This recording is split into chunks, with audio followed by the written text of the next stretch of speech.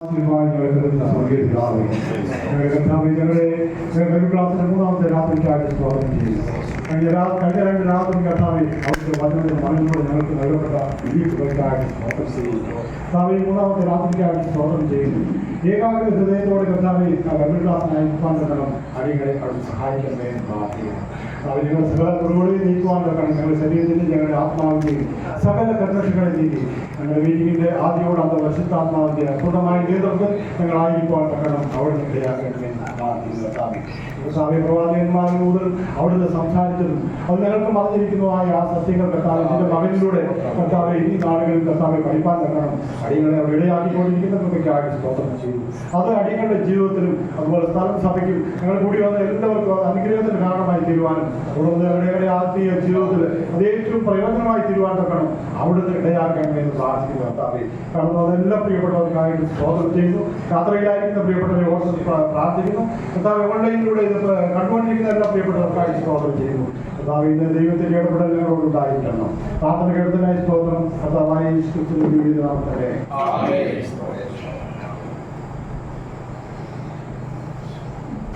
വീണ്ടും നമുക്ക് തലകളെ വണക്കി ദൈവസന്നിധിയിൽ പ്രാർത്ഥിക്കാം. സ്നേഹവാനും പരിശുദ്ധനുമായ ഞങ്ങളുടെ ദൈവമേ, സ്വർഗീയ നല്ല കർത്താവേ, അനുഗ്രഹീതമായ ഈ നല്ല നിമിഷങ്ങൾക്കായി നന്ദിയോട് സ്തോത്രം ചെയ്യുന്നു. അവിടുത്തെ പുത്രനും ഞങ്ങളുടെ കർത്താവും രക്ഷിതാവുമായ ക്രിസ്തുയേശുവിന്റെ നാമത്തിൽ ഒരു പ്രാവശ്യം കൂടെ ഞങ്ങൾക്ക് അവിടുത്തെ പാദപീഠം ചേർന്ന് വരുവാൻ വലിയവനായ ദൈവം കൃപയിട്ടു കർത്താവ് സഹായിച്ചു. അതോർത്ത് നന്ദിയോടെ സ്തോത്രം. കഴിഞ്ഞ പകലിന്റെ മണിക്കൂറുകളിൽ ഞങ്ങൾക്ക് തന്ന എല്ലാ ക്ഷേമത്തിനായും നന്ദിയോടെ സ്തോത്രം. ഈ സന്ധ്യാസമയത്ത് ഞങ്ങൾക്ക് ഏറിയ ക്ഷേമത്തോടും സമാധാനത്തോടും സന്തോഷത്തോടും വലിയ പ്രത്യാശയോടും കൂടെ അവിടുത്തെ സന്നിധിയിൽ ഇരുന്നുകൊണ്ട് ദൈവത്തിന്റെ വചനം കേൾക്കുവാൻ തന്നിരിക്കുന്ന ഈ നല്ല സന്ദർഭത്തിനായി ഞങ്ങൾ അവിടുത്തെ സ്തുതിക്കുന്നു, സ്തോത്രം ചെയ്യുന്നു. അത് അവിടുത്തെ പാദപീഠത്തിൽ ഇരുന്ന് ദൈവവചനം കേൾക്കുക എന്നുള്ളത് എത്രയോ അനുഗ്രഹിക്കപ്പെട്ട ഒരു കാര്യമായിരിക്കുന്നത് കൊണ്ട് നന്ദിയോട് സ്തോത്രം. അത് ആ മറിയ നല്ല അംശം തെരഞ്ഞെടുത്തു എന്ന് അത് ഞങ്ങൾ വായിക്കുന്നത് പോലെ കർത്താവെ ഈ ദിവസങ്ങളിൽ ഞങ്ങൾക്ക് കഴിഞ്ഞ തിങ്കളാഴ്ച മുതൽ ദൈവവചന പഠനത്തോടുള്ള ബന്ധത്തിൽ കർത്താവിന്റെ ദാസനിലൂടെ കേൾക്കുവാൻ കർത്താവ് കൃപ ചെയ്തു, കർത്താവ് സഹായിച്ചുകൊണ്ടിരിക്കുന്നല്ലോ. അതിനായി നന്ദിയോട് സ്തോത്രം. ഇന്നും വലിയ ആഗ്രഹത്തോടും പ്രാർത്ഥനയോടും കൂടെ ഞങ്ങൾ അവിടുത്തെ സന്നിധിയിലായിരിക്കുന്നു. അവിടുത്തെ ദാസന് ആവശ്യമായ വചനങ്ങൾ നൽകിയിരിക്കുന്നത് കൊണ്ട് നന്ദിയോട് സ്തോത്രം. കേൾക്കുന്ന ഞങ്ങളുടെ ജീവിതത്തിൽ അത് ഏറ്റവും അനുഗ്രഹത്തിന് കാരണമായി തീരുവാൻ കർത്താവ് കൃപയിൽ കർത്താവ് സഹായിക്കണമേ. കൂടിയ വ്യക്തി അവിടുത്തെ മക്കൾക്കായി സ്തോത്രം. അതുപോലെ ഇനി ആരെങ്കിലും കടന്നു വരുവാൻ ആഗ്രഹിച്ചു വഴിമത്തിയായിരിക്കുന്നെങ്കിൽ അവർ ക്ഷേമത്തോടെ എത്തിച്ചേരുവാൻ കർത്താവ് കൃപയിൽ കർത്താവ് സഹായിക്കുമാറാകണമേ എന്ന് ഞങ്ങൾ അവിടുത്തോടെ പ്രാർത്ഥിക്കുന്നു. അതെ, ദൈവ വചനത്തിന്റെ മുമ്പാകെ ഭയത്തോടും വിതയോടും ഭക്തിയോടും കൂടെ ഞങ്ങൾ അവിടുത്തെ വചനത്തിന് മുമ്പാകെ ഇരുന്ന് കർത്താവെ അരുളി ചെയ്യണമേ, അടി കേൾക്കുന്നു എന്നുള്ള ആ പ്രാർത്ഥനയോടുകൂടെ ഞങ്ങൾ അവിടുത്തെ സന്നിധിയിലായിരിക്കട്ടെ. അവിടുത്തെ കൃപയോട് ഞങ്ങൾ നിറയ്ക്കണം. ക്രിസ്തുയേശുവിന്റെ അൻപുള്ള നാമത്തിൽ തന്നെ. കർത്താവിന്റെ പരിശുദ്ധനാമമായി എഴുതപ്പെടുമാറാകട്ടെ. അനുഗ്രഹപ്പെട്ട നിമിഷത്തിനായി ദൈവത്തെ സ്തുതിക്കുന്നു, ദൈവത്തെ മഹത്വപ്പെടുത്തുന്നു. കഴിഞ്ഞ ദിവസം കർത്തദാസൻ മനസ്സ് ഓർപ്പിച്ചതുപോലെ ഏകദേശം 4 നൂറ്റാണ്ടായി, ഏകദേശം 25-ലധികം വർഷമായി പ്രവർത്തിച്ചുകൊണ്ടിരിക്കുന്ന ഗോസ്ബൽ മ്യൂസിക് ഫെസ്റ്റ് തിരുവല്ല ഏകദേശം 25ഓളം സുവിശേഷകന്മാരും അതോടൊപ്പം തന്നെ സുവിശേഷ സ്നേഹികളായ ഏതാനും സഹോദരന്മാരും ഒന്നിച്ച സ്ഥലസഭയുടെ സഹകരണത്തിൽ നടത്തപ്പെടുന്ന ഒരു അനുഗ്രഹീതമായ പ്രവർത്തനമാണ് ഈ പ്രവർത്തനം. പല സ്ഥലങ്ങളും ആ വർഷത്തിൽ ഒരു 3 ബൈബിൾ ക്ലാസ്സാണ് ക്രമീകരണം ചെയ്തത്. ആ നിലയിൽ 2025 ആദ്യത്തെ ബൈബിൾ ക്ലാസ് ആണ് ഇവിടെ വെച്ച് നടക്കുവാൻ തക്കണം ഇടയായത്. ഒരു പക്ഷേ മുൻ ബൈബിൾ ക്ലാസ്സുകൾ ചെറിയ സഭകളിലാണ് നടക്കുന്നത്. ഒരു 50-നും ഒരു 75 മാക്സിമം 100-ൽ താഴെ ആളുകളാണ് വന്നുകൊണ്ടിരുന്നത്. എന്നാൽ ഈ ക്ലാസ്സിന് ഏകദേശം 150-ൽ-അധികം പ്രിയപ്പെട്ടവരെ കുറേ സൗരന്മാരെ കടന്നു വരുവാൻ ഇടയായി. എല്ലാത്തിനായി ദൈവത്തെ സ്തുതിക്കുന്നു, എല്ലാത്തിനായി ദൈവത്തെ മഹത്വപ്പെടുത്തുന്നു. മ്യൂസിക് കാര്യം ഇന്നലെ ഓർപ്പിച്ചതുപോലെ വയനാട്ടിലെ ഗുരുതരമായ രോഗത്താൽ ചികിത്സയിലായിരിക്കുന്ന പ്രിയ മകൻ ലിയാമോളയോർത്ത ദൈവങ്ങൾ പ്രാർത്ഥിച്ചുകൊണ്ടിരിക്കുകയാണ്. ഇവിടെ ഓർപ്പിച്ചതുപോലെ ആ പയ്യനിൽ ഒരു 5 സെന്റ് വസ്തു വാങ്ങിച്ചു കൊടുത്ത PRT ഒരു ഭവനം പണിതു കൊടുത്തു. ഗോസ്ബൽ മ്യൂസിക്കിന്റെ ചുമതലയിൽ ആ വസ്തു വാങ്ങിച്ചു കൊടുക്കണം എന്നാണ് ഞങ്ങൾ ആഗ്രഹിക്കുന്നത്. എന്നാൽ ഗോസ്ബൽ മ്യൂസിക് ഫെസ്റ്റിന് പ്രത്യേക ഫണ്ടുകളൊന്നുമില്ല. ദൈവമക്കളുടെ ദൈവസഭകളുടെ കൂട്ടായ്മ ശേഖരിച്ചു കൊടുക്കുക എന്നുള്ളത് മാത്രമേ ഉള്ളൂ. കഴിഞ്ഞ പ്രാവശ്യം ഞങ്ങൾ വയനാട് പോയി ഏകദേശം 4 ലക്ഷം രൂപ അവിടെ ആന്ധ്രയിൽ ഇടയായി. 2018 പോയി ആന്ധ്രയിൽ പ്രവർത്തിപ്പാനിടയായി. ദൈവമക്കളുടെ കൂട്ടായ്മയാണ്. എന്നാൽ ആ മകളുടെ വസ്തു വാങ്ങിക്കുന്നതിന് വേണ്ടി ആർക്കെങ്കിലും പ്രേരണ എന്തെങ്കിലും തോന്നുന്നുവെങ്കിൽ ഒരു ചെറുതോ വലുതോ എന്തുമായിക്കോട്ടെ ഒരു കൂട്ടായ്മ കാണിക്കാൻ മനസ്സുള്ളവർക്ക് സഭയായി വ്യക്തികളായി അതിനുള്ള അവസരമുണ്ടെന്ന് കഴിഞ്ഞ ഇന്നലെ പ്രിയ ദേവദാസ് ഓർപ്പിച്ചു. അതൊന്നുകൂടി ഓർപ്പിക്കുകയാണ്. ദൈവസ്നേഹത്തിൽ ഞങ്ങൾ അത് പോയി ആ പൈതലിനെ കണ്ടപ്പോൾ ഒരു മാരകമായ രോഗമാണെങ്കിലും എത്ര പുഞ്ചിരിയോടുകൂടിയാണ് ഞങ്ങളെ സമീപിച്ചത്. പ്രായവും പക്വതയുമുള്ള ദൈവമക്കൾ പോലും പിറുപിറുപ്പിന് അനുഭവത്തിൽ കഴിഞ്ഞുവിടുമ്പോൾ വളരെ പുഞ്ചിരിയോടുകൂടി ആ പ്രിയ പൈതൽ അവിടെ കഴിയുകയാണ്. അതുകൊണ്ട് ദൈവമക്കൾ ആ വിഷയത്തിൽ പ്രാർത്ഥിക്കുക. ഏതെങ്കിലും നിലയിൽ നമ്മുടെ കുഞ്ഞുങ്ങളിൽ കൂടിയൊക്കെ എന്തെങ്കിലും ഒരു ഈ മാർച്ചിൽ തന്നെ ആ വസ്തു വാങ്ങിച്ചു കൊടുക്കാനുള്ള ക്രമീകരണമാണ് ഞങ്ങൾ ആഗ്രഹിക്കുന്നത്. ദൈവമക്കൾ പ്രത്യേകിച്ച് ആ വിഷയത്തിൽ പ്രാർത്ഥിക്കണമേ എന്ന് ഓർപ്പിക്കുകയാണ്. കർത്താവിനോടും സഹാജി പ്രാവശ്യത്തെ ഈ ബൈബിൾ ക്ലാസ്സിനെ സംബന്ധിച്ചിടത്തോളം ഞാൻ പോട്ടി ഏകദേശം പത്തനംതിട്ട, ആലപ്പുഴ, കോട്ടയം ഈ ജില്ലയിൽപ്പെട്ട ഏകദേശം 40-ൽ അധികം സമസഭകളിൽപ്പെട്ട ദൈവദാസന്മാരും ദൈവമക്കളും ഇതിൽ കടന്നു വന്ന് സംബന്ധിപ്പാൻ ഇടയായി. ആ സഭകളുടെ നല്ലൊരു സഹകരണം ലഭിപ്പാനിടയിൽ എല്ലാ സഭകൾക്കും കത്തൊന്നും കൊടുക്കാനായിട്ട് സാധിച്ചില്ല. കാരണം ഞങ്ങൾ മറ്റു ചില പ്രോഗ്രാമൊക്കെ പോയതുകൊണ്ട്. എന്നാൽ ചിലർക്കൊക്കെ കൊടുത്തു. ബാക്കിയെല്ലാം വാട്സപ്പിൽ കൂടെയാണ് അറിയിപ്പ് കൊടുത്തത്. ആ അറിയിപ്പൊക്കെ സ്നേഹത്തോടെ സ്വീകരിച്ച് കടന്നു വന്ന എല്ലാ ദൈവമക്കൾക്കായി ദൈവത്തെ സ്തുതിക്കുന്നു. കടന്നു വന്ന ദൈവദാസന്മാരെ സഭകൾ ഞാൻ പറഞ്ഞല്ലോ സഭ ഉൾപ്പെടെ 40-ലധികം സഭകൾ സഹകരിച്ചു. കുമ്മനാട് സഭയെ പ്രത്യേകിച്ച് നന്ദി പറയേണ്ടിയിരിക്കുന്നത്. കാരണം തിങ്കളും ബുധനും അവർക്ക് മീറ്റിംഗ് ഉണ്ടായതാണ്. ഈ ക്ലാസ് പ്രമാണിച്ച് മീറ്റിംഗ് പോലും വേണമെന്ന് വെച്ചാണ് ഇവർ കടന്നു വന്നത്. ആ നിലയിൽ പല സഭകളും രാവിലെ സഹകരിച്ചു. സഹകരിച്ച എല്ലാ സഭകളോടും പ്രിയപ്പെട്ടവരുടെ നന്ദി പ്രത്യേകം അറിയിക്കുകയാണ്. ഞാൻ ഒരു വാക്ക് സംസഭയെ കുറിച്ച് പറയേണ്ടിയിരിക്കുന്നു. 1989-ലാണ് ഈ കൂടിയ സഭ ഇവിടെ ആരംഭിക്കുന്നത്. എന്നാൽ ഈ പ്രവർത്തനം ആരംഭം കുറിച്ചത് ഞാനല്ല, പ്രിയ ചാണപ്രചാരൻ തന്നെയാണ് ഈ പ്രവർത്തനം ആരംഭം കുറിച്ചത്. 1985-ലാണ് ഞാൻ രക്ഷിക്കപ്പെടുന്നത്. 1985 രക്ഷിക്കപ്പെട്ടു. ആദ്യമായി ഞാൻ ചുവന്ന സഭയിൽ ചെല്ലുന്നത് ആ സഭാകളുടെ ഉദ്ഘാടനത്തിനാണ്. അതിനുശേഷം 85 മാർച്ചിൽ ഞാൻ സ്നാനപ്പെട്ടു. എൻ്റെ സ്നാനത്തിന് ഇവിടെ ഇരിക്കുന്ന പ്രിയ ചാക്കോച്ചാന് ഈ വെണ്ണിക്കുളത്തു നിന്നും അവിടെ അന്ന് ആദ്യമായിട്ട് അവിടെ വരുന്നു. ആ 85-ൽ ഉടൻ തന്നെ ഇവിടെ പ്രിയ ചാണപ്രച്ചാൻ ഒരു ബൈബിൾ ക്ലാസ് ആ ഭവനത്തിൽ ആരംഭം കുറിച്ചു. ആരംഭം കുറിച്ചതിന് ശേഷം ബൈബിൾ ക്ലാസ് ഞാൻ സ്കൂളിൽ പഠനം കഴിഞ്ഞതിന് വന്നതിന് ശേഷം അത് കൈമാറി അച്ഛൻ ഇവിടുന്ന് കൊറ്റക്കുടിക്ക് പോയി, പിന്നെ ഹൈറേഞ്ചിൽ പോയി. അപ്പോൾ 85 മുതൽ 89 വരെ ഇവിടെ പ്രവർത്തനം നടക്കാൻ ഇടയായി. കുമ്മനാട് ബദനി ബൈബിൾ സ്കൂളിലെ സ്റ്റുഡൻസ് ഏതാനും ആളുകൾ വന്ന് അവിടെ ആ അച്ഛൻ്റെ വീടെന്ന് പറഞ്ഞാൽ മലയില അവിടെ ഒരു ബസ് വിടുന്നത് ചെങ്ങുന്നതിൽ ഒരു ബസ്സിന് മല്ലപ്പള്ളി അതിന് വരും.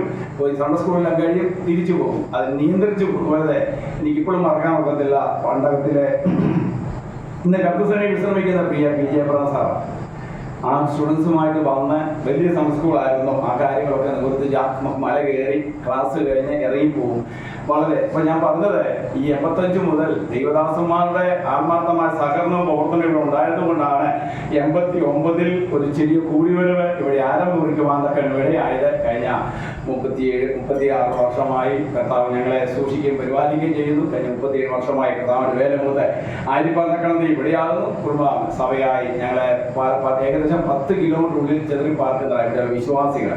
എങ്കിലും ഇവിടെ ഞാൻ പലപ്പോഴും പറയും ഇതെല്ലാം ദൈവം നൽകിയതാണ്.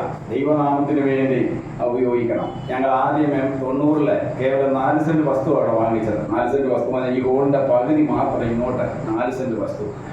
പിന്നീട് 8 സെന്റ് വാങ്ങിച്ച് ദൈവം വേണ്ടുന്ന എല്ലാ ക്രമീകരണവും ചെയ്തു. ഞാൻ പറയാറുണ്ട് ഇത് ദൈവമക്കളുടെതാണ്, ദൈവനാമത്തിന് വേണ്ടിയുള്ളതാണ്. അതുകൊണ്ട് പൊതുപരിപാടി ഏതിവിടെ വന്നാലും ഒരു നോ എന്ന് പറയാനായിട്ട് സാധിക്കത്തില്ല. ഇതുവരെ സഭയെ അംഗീകരിച്ചുകൊണ്ടിരിക്കുക. ഇവിടെ സ്നാനക്കളുമുണ്ട്, നമ്മുടേതല്ലാത്ത മറ്റു പല സഭകളും സ്നാനപ്പെടുന്നുണ്ട്. അനേക ആത്മീയ ശുശ്രൂഷ ചെയ്യുന്നുണ്ട്. ഒരു ഫീസും ഇല്ല, ഒരു കത്ത് പോലും തന്നില്ല, പ്രശ്നമൊന്നുമില്ല. ദൈവനാമത്തിന് വേണ്ടി ദൈവം തന്നത് ദൈവനാമത്തിന് വേണ്ടി ഉപയോഗിക്കണം. അതുകൊണ്ട് മാസത്തിൽ ഒരു പൊതുപരിപാടിയെങ്കിലും ഇവിടെ നടക്കാറുണ്ട്. ഈ കാര്യങ്ങൾ ദൈവം ഞങ്ങളെ നിലനിർത്തിക്കൊണ്ടിരിക്കുന്നു. ഈ സഭയോർത്തെ നമുക്ക് പ്രത്യേകം പ്രാർത്ഥിക്കുക. എൻ്റെ മോനും ഇവിടെ വേർതിരിഞ്ഞ് പ്രവർത്തനങ്ങളിൽ ഏർപ്പെടുന്നു. ഗുജറാത്തിൽ പുറത്തുകൊണ്ടിരുന്ന പ്രിയകൃത രാജിദാസ് താൻ അവിടുത്തെ പ്രവർത്തനം ഇപ്പോൾ ഇവിടെയായി വിവിധ പ്രവർത്തനങ്ങൾ ഏർപ്പെട്ടുകൊണ്ടിരിക്കുന്നു. ആ നിലയിൽ ഞങ്ങൾ സഭയുടെ എല്ലാവരും ഇവിടെയുണ്ട്, ഉത്തരവാദിത്തപ്പെട്ടവരെല്ലാം ഉണ്ട്. വളരെ ആത്മാർത്ഥമായി ഞങ്ങളെ സന്തോഷമായി മുമ്പോട്ട് പോകുന്നു. ഇവിടെയുള്ള സഭയോർത്ത് ദൈവമക്കൾ പ്രത്യേകം പ്രാർത്ഥിക്കണമേ എന്ന് ഓർപ്പിക്കുകയാണ്. കർത്താവ് ഇത്രത്തോളം നടത്തിയ എല്ലാ വിധങ്ങൾക്കായി ദൈവത്തെ സ്തുതിക്കുന്നു. ഒന്നിനും അറിയിപ്പൂടെ പറയാനായിട്ടുണ്ട്. കഴിഞ്ഞ ഞായറാഴ്ച ഈ സ്ഥലത്തിൽ അത് അറിയിപ്പ് പറയുവാൻ വിട്ടുപോയി. നമ്മുടെ മലപ്പള്ളി ചുറ്റുപാടുള്ള സഭകളുടെ മാസയോഗം ഈ ശനിയാഴ്ച പാടിമണി സഭയിൽ വെച്ചാണ്. അതുകൊണ്ട് ഈ സഭയിൽപ്പെട്ട മാസയോഗത്തിൽ സഹകരിക്കുന്ന എല്ലാ സഹോദരന്മാരും പാടിമണി സഭയിൽ ശനിയാഴ്ച കടന്നു വരണം എന്നവരെ പ്രത്യേകം ഓർപ്പിക്കുന്നു. നമ്മുടെ ഈ ഗോസ്ബൽ മുസ്ലിമിന്റെ എല്ലാ വ്യാഴാഴ്ച നടക്കുന്ന പ്രാർത്ഥന കർത്താവ് അനുവദിച്ചാൽ അടുത്ത 9-ാം തീയതി പ്രിയ കർത്താദാസൻ CP അനിന്റെ അടുത്ത വ്യാഴാഴ്ച, നാളെയല്ല 13-ാം തീയതി വ്യാഴാഴ്ച കർത്താദാസൻ CP അനിന്റെ ഭവനത്തിൽ വെച്ചാണ് ആ ശുശ്രൂഷയോടും ദൈവങ്ങൾ പ്രത്യേകം പ്രാർത്ഥിക്കും കടന്നു വരുന്ന പ്രിയ സഹോദരന്മാർ കടന്നു വരികയും ചെയ്യണമെന്ന് പ്രാർത്ഥിക്കുന്നു. സുവിശേഷം ബാലസംഘം കുമ്മനാട് സെന്ററിന്റെ ഒരു പ്രാർത്ഥനയും കമ്മിറ്റിയും ഈ ഞായറാഴ്ച 4 മണിക്ക് ഇവിടെ വെച്ച് ക്രമീകരണം നടത്തപ്പെടുന്നതാണ്. ഏതെങ്കിലും അറിയിപ്പ് ലഭിക്കാത്ത ഈ സെന്ററിൽപ്പെട്ട ഉണ്ടെങ്കിൽ ദയവായി കടന്നു വരണം. DVS നടത്താൻ താല്പര്യമുള്ളത് ഒരു ഏകദിന സമ്മേളനം, സെൻട്രൽ ക്യാമ്പ് ഇതൊക്കെ ക്രമീകരണം ചെയ്യാനുള്ള ആഗ്രഹമാണ്. ഈ ഞായറാഴ്ച 4 മണിക്ക് ഇവിടെ വെച്ച് സുവിശേഷം ബാലസംഘം കുമ്മനാട് സെന്ററിലെ പ്രാർത്ഥനയും കമ്മിറ്റിയും കൊണ്ട് സഭാപ്രതികളായി 2 സഹോദരന്മാരും ഉത്തരവാദിത്തപ്പെട്ടവരും കടന്നു വരണം എന്നവരും പ്രത്യേകം ഓർപ്പിക്കുകയാണ്. ഇന്നലെ ഇവിടെ ഓർപ്പിച്ചതുപോലെ പുത്തങ്കാവ് സഭയുടെ ബൈബിൾ ക്ലാസ് വെള്ളി ശനി ദിവസങ്ങളിലെ അവിടെ വെച്ച് നടക്കുകയാണല്ലോ. അറിയിവിടെ പറഞ്ഞല്ലോ. കർത്താദാസൻ ജെയിംസൺ തോമസ് ആണ് വിഷയ ക്ലാസ് എടുക്കുന്നത്. ആ ശുശ്രൂഷയൊക്കെ ഓർത്ത് പ്രാർത്ഥിക്കുവാനും കടന്നുപോയി സംബന്ധിക്കാനും ഒക്കെ ദൈവം ഇടയാക്കട്ടെ എന്ന് ആത്മാർത്ഥമായി ആഗ്രഹിക്കുകയാണ്, പ്രാർത്ഥിക്കുകയാണ്. ഈ ഇന്ത്യാധികാലം ഈ 3 ദിവസക്കാലം പ്രിയ കർത്താവിന്റെ ശ്രേഷ്ഠദാസൻ പ്രിയ ജാനപ്പച്ചാൻ കടന്നു വന്ന് ദൈവദിനം നമുക്ക് പറഞ്ഞു തരുവാൻ ഇടയായി. പ്രിയ ഞങ്ങളുടെ LIC റോഹിച്ചാൻ പറഞ്ഞു ഇത് ഇന്നുകൊണ്ടൊന്നും തീരത്തില്ല, ഇത് തുടരേണ്ടത് ആവശ്യമാണെന്ന് പറഞ്ഞു. കർത്താവിന് ഒരു താമസിക്കുന്നെങ്കിൽ ഈ ക്ലാസ് തൽക്കാലം ഇന്നൊന്ന് ബ്രേക്ക് ചെയ്യും, പിന്നീട് തുടരാൻ സാധിക്കുമെന്നാണ് ഒരു പ്രതീക്ഷിക്കുന്നത്. അത് കർത്താവിന്റെ ദാസന്റെ സൗകര്യം കൂടെ ഓർത്ത് ചോദിച്ച് ആ കാര്യങ്ങൾ ക്രമീകരണം ചെയ്യുന്നതായിരിക്കും. എങ്കിലും ഈ ബന്ധപ്പാടും നടുവിലും ഈ 3 രാത്രികാലം കടന്നു വന്ന് ദൈവത്തിനുമായി നമുക്ക് പറഞ്ഞു തന്ന കർത്താവിനോട് ഈ സംസ്ഥയുടെ പേരിലും മ്യൂസിക്കിന്റെ പേരിലുള്ള പ്രത്യേക നന്ദി അറിയിക്കുകയാണ്. വിവിധ ഞാൻ പറഞ്ഞല്ലോ 40ഓളം സഭകളിൽപ്പെട്ട ദൈവമക്കൾ, അതിൽ 40-ലധികം സഭകളിൽപ്പെട്ട ദൈവമക്കൾ വിവിധ തരത്തിൽ ഇവിടെ കടന്നു വന്ന എല്ലാ പ്രിയപ്പെട്ട ദൈവത്തെ സ്തുതിക്കുന്നു. പ്രത്യേകിച്ച് ഈ സഭയുടെ പേരിലും മ്യൂസിക്കിന്റെ പേരിലും നന്ദി അറിയിക്കുന്നു. ഇത് ഫേസ്ബുക്കിൽ ലൈവ് അനേകർ ദിവസം കാണുന്നുണ്ട്. അതിന്റെ ക്രമീകരണം ചെയ്തത് പ്രിയ പ്രസാദപുരം പ്രിയമകൻ അലനും പ്രിയ റിയൂസുമാണ്. കർത്താവ് അനുവദിച്ചാൽ ഇത് യൂട്യൂബിലാക്കി എല്ലാവർക്കും പ്രയോജനപ്പെടണം എന്ന നിലയിൽ അതിൽ ആഗ്രഹിക്കുന്നുണ്ട്. അത് പിന്നെ കാര്യങ്ങൾ ക്രമീകരണം ചെയ്തായിരിക്കും. ആ പ്രിയപ്പെട്ടവരോടുള്ള നന്ദി പ്രത്യേകം അറിയിക്കുകയാണ്. കടന്നു വന്ന വിവിധ നിലയിൽ സഹകരിച്ച് അധ്വാനിച്ച് എല്ലാവരോടും നന്ദി പറയുന്നു. ഈ ബൈബിൾ ക്ലാസിന്റെ എല്ലാ കാര്യങ്ങളും ക്രമീകരിച്ച പ്രിയ കർത്താദാസൻ അലക്സാണ്. എനിക്ക് തിരക്കൊന്നും ചെയ്യാൻ സാധിച്ചു. നോട്ടീസ് ക്രമീകരണം എല്ലാം ചെയ്തത് വളരെ കൂടുതൽ താനാണ്. ആ പ്രിയ ദേവദാസോട് നന്ദി പ്രത്യേകം അറിയിക്കുകയാണ്. എല്ലാ വിഷയങ്ങളും ദൈവത്തെ സ്തുതിക്കുന്നു. ആർക്കെങ്കിലും ഏതെങ്കിലും നിലയിൽ നന്ദി പറയാൻ വിട്ടുപോയിട്ടുണ്ടെങ്കിൽ കടന്നു വന്ന എല്ലാവർക്കും ഒരിക്കൽ കൂടെ നന്ദി പറയുന്നു. ഈ മ്യൂസിക്കിന്റെ പ്രവർത്തനങ്ങളെ ഓർത്ത് പ്രാർത്ഥിക്കുക, നമ്മുടെ സംസ്ഥാന പ്രവർത്തനങ്ങളെ ഓർത്ത് പ്രാർത്ഥിക്കുക. തുടർന്ന് നമുക്ക് പ്രാർത്ഥനയോടെ നമുക്ക് ദൈവത്തിനായിരിക്കാം. ഇപ്പോൾ ഈ സഭയുടെ ഉത്തരവാദിത്ത സൗകര്യങ്ങളായിരിക്കുന്ന പ്രിയ രംഗനായകൻ സൗകര്യം മുമ്പോട്ട് കടന്നു ചുരുക്കമായിട്ട് പ്രാർത്ഥിച്ച് അതിനുശേഷം പ്രചാരണ ദൈവദിന സുഖം നിവർത്തിക്കുന്നതായിരിക്കും.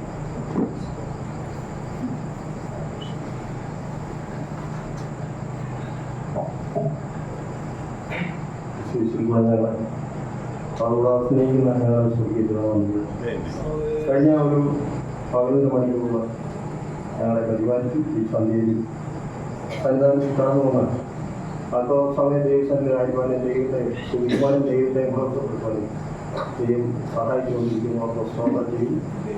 കഴിഞ്ഞ 2 ദിനങ്ങളായിട്ട് കർത്താവിൽ അവരുടെ ദാസൻ കൂടെ കർത്താവ് ആ വലിയ മർമ്മം ദൈവത്തിൻ്റെ വലിയ വചനം ഞങ്ങൾക്ക് വെളിപ്പെടുത്തി തന്നുകൊണ്ടിരുന്നു.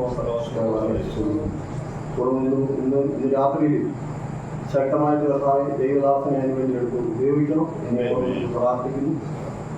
മാത്രമല്ല അവിടുത്തെ പരിശുദ്ധാത്മാവനെ അവിടുന്ന് ശക്തീകരിക്കണമേ, അവിടുന്ന് സഹായിക്കണമെന്ന് പ്രാർത്ഥിക്കുന്നു. കടന്നു വന്നിരിക്കുന്ന എല്ലാ ദൈവ മക്കൾക്കായിട്ട് ഞങ്ങൾ ദൈവത്തെ സൂചിക്കുന്നു. ദേശത്തിൻ്റെ വിവിധ ഭാഗങ്ങളായിരുന്ന ഞങ്ങളുടെ പ്രിയ സൗരസ്വരം വരെ ഒന്നിച്ച് കടന്നു വന്ന കർത്താവെ ഈ ദൈവപാലന പോഷണത്തിൽ പങ്കെടുക്കുവാൻ ദൈവം ഈ ദിവസങ്ങൾ ഇടയാക്കി കാലാവസ്ഥയ്ക്ക് അനുകൂലമാക്കി തന്നു. അതിൻ്റെ പിന്നിൽ പ്രവർത്തിക്കുന്ന എല്ലാ പ്രിയപ്പെട്ടവരും ഈ അവസരം ഞങ്ങൾ അല്പസമയം കർത്താവ് ദിവസങ്ങളിൽ ഞങ്ങളായിരിക്കുമ്പോൾ ആവശ്യമായ വചനങ്ങൾ ഞങ്ങളെ ഒന്ന് സഹായിക്കണം. ദാസനെ വീണ്ടും ദൈവസന്നിധിയിലേക്ക് ഏൽപ്പിക്കുന്നു, പ്രാർത്ഥിക്കുന്നു. തുടർന്ന് കൃപയിൽ അവിടെ കുതിക്കണം. പുത്രന്റെ നാമത്തിൽ അപേക്ഷിക്കുമ്പോൾ സ്വർഗം ജയമുണ്ടായി അല്ലെങ്കിൽ പ്രാർത്ഥന തീർക്കുമാറാവട്ടെ.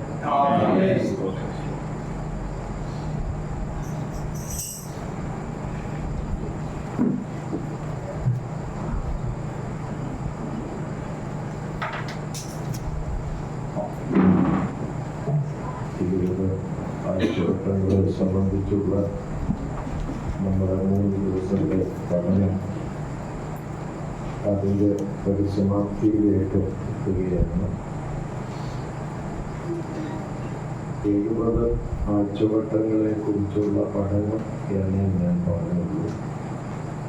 ദാനിയേൽ പ്രവചനത്തെ കുറിച്ചുള്ള പഠനങ്ങളോ വെളിപ്പാട് പുസ്തകത്തെ കുറിച്ചുള്ള പഠനങ്ങളോ പറഞ്ഞില്ല.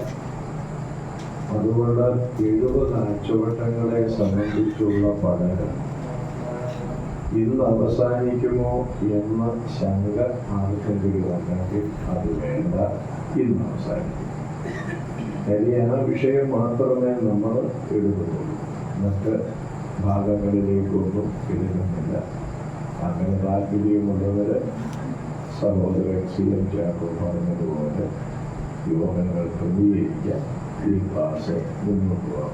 ആഴ്ചവട്ടങ്ങളെ കുറിച്ചുള്ളതല്ല, വെളിപ്പാട് ഉദാഹരണം മുന്നോട്ട് പോകാം. എനിക്ക് വളരെ ക്ഷീണത്തിലാണ് ഞാൻ തിങ്കളാഴ്ച വെളുപ്പിനെ 5 മണിക്ക് നിലമ്പൂരിൽ നിന്ന് വന്നത്. വാസ്തവത്തിൽ ദീർഘദൂരത്തെ യാത്രയിൽ അന്ന് പകലിലും രാത്രിയിലുമുള്ള പ്രസംഗവും ഒക്കെ കഴിഞ്ഞ് വന്നപ്പോൾ ക്ഷീണം നിമിത്തം മനസ്സിനോട് ഞാൻ ഇങ്ങനെ പറഞ്ഞു, ഈ ദിവസങ്ങൾ കൊടുക്കണ്ടായിരുന്നു. വാസ്തവത്തിൽ എന്തെങ്കിലും ഒരു തടസ്സത്തിലൂടെ അത് മാറിയിരുന്നുണ്ട്. ഈ ദിവസങ്ങളിൽ നിങ്ങളെക്കാൾ അധികം ഞാൻ അനുഭവിക്കുന്ന സന്തോഷം എനിക്ക് നഷ്ടപ്പെടുകയായിരുന്നു. ദൈവം എന്നെ ശക്തിപ്പെടുത്തി നിങ്ങളെയൊക്കെ പ്രാർത്ഥനയാണ്. ഈ 2 ദിവസം കഴിഞ്ഞ് വീണ്ടും മീറ്റിംഗ് ഉണ്ട്. നിങ്ങൾ ആ വിഷയത്തിൽ ഓർത്ത് പ്രാർത്ഥിക്കണം. നമ്മൾ 70 ആഴ്ചവട്ടങ്ങളെ സംബന്ധിച്ചുള്ള പഠനത്തിൽ ഇന്നലെ അവസാനിപ്പിച്ചത് നിങ്ങളുടെ മനസ്സിലുണ്ട്. 70 ആഴ്ചവട്ടങ്ങളെന്ന് പറയുമ്പോൾ ഒരാഴ്ചവട്ടം 7 വർഷം അടങ്ങുന്നതാണെന്നും അങ്ങനെ 70 ആഴ്ചവട്ടങ്ങൾ 490 വർഷങ്ങളുള്ളതാണെന്നും വെറുതെ പറഞ്ഞുപോയതല്ല. ദാനിയേൽ പ്രവാചകന്റെ പുസ്തകത്തിൽ നിന്നും ഉൽപ്പത്തി പുസ്തകത്തിൽ നിന്നും വെളിപ്പാട് പുസ്തകത്തിൽ നിന്നും നമ്മൾ വിവിധ വേദഭാഗങ്ങളിലൂടെയാണ് മനസ്സിലാക്കിയതാണ്. ഇനിയും ആർക്കും അത് പറഞ്ഞു തരുവാൻ ആവശ്യമില്ലാത്ത വിധത്തിൽ അതെല്ലാം ഹൃദയസ്ഥമാക്കി എന്നുള്ളതാണ് ഞാൻ വിശ്വസിക്കുന്നത്. ഒടുവിലായിട്ട് നമ്മൾ പറഞ്ഞത് ഇങ്ങനെയാണ്: 490 വർഷങ്ങളുടെ മറ്റു 3 കണക്കുകൾ കൂടെ ഇതിനു മുൻപ് തിരുവെഴുത്തിൽ നമുക്ക് പറഞ്ഞു തന്നിട്ടുണ്ട്. അതായത് ഇസ്രായേൽ ജനത്തോടുള്ള ദൈവത്തിൻ്റെ ഇടപെടലുകൾ, ആ ഇടപെടലുകൾ പറഞ്ഞിടത്തെല്ലാം നാം കണ്ടു 490 വർഷങ്ങളാണ്. ആ 490 വർഷങ്ങൾ കൂട്ടി വന്നപ്പോൾ 490 വർഷങ്ങളെക്കാൾ കുറച്ചു വർഷം അധികമായി നമ്മൾ കണ്ടു.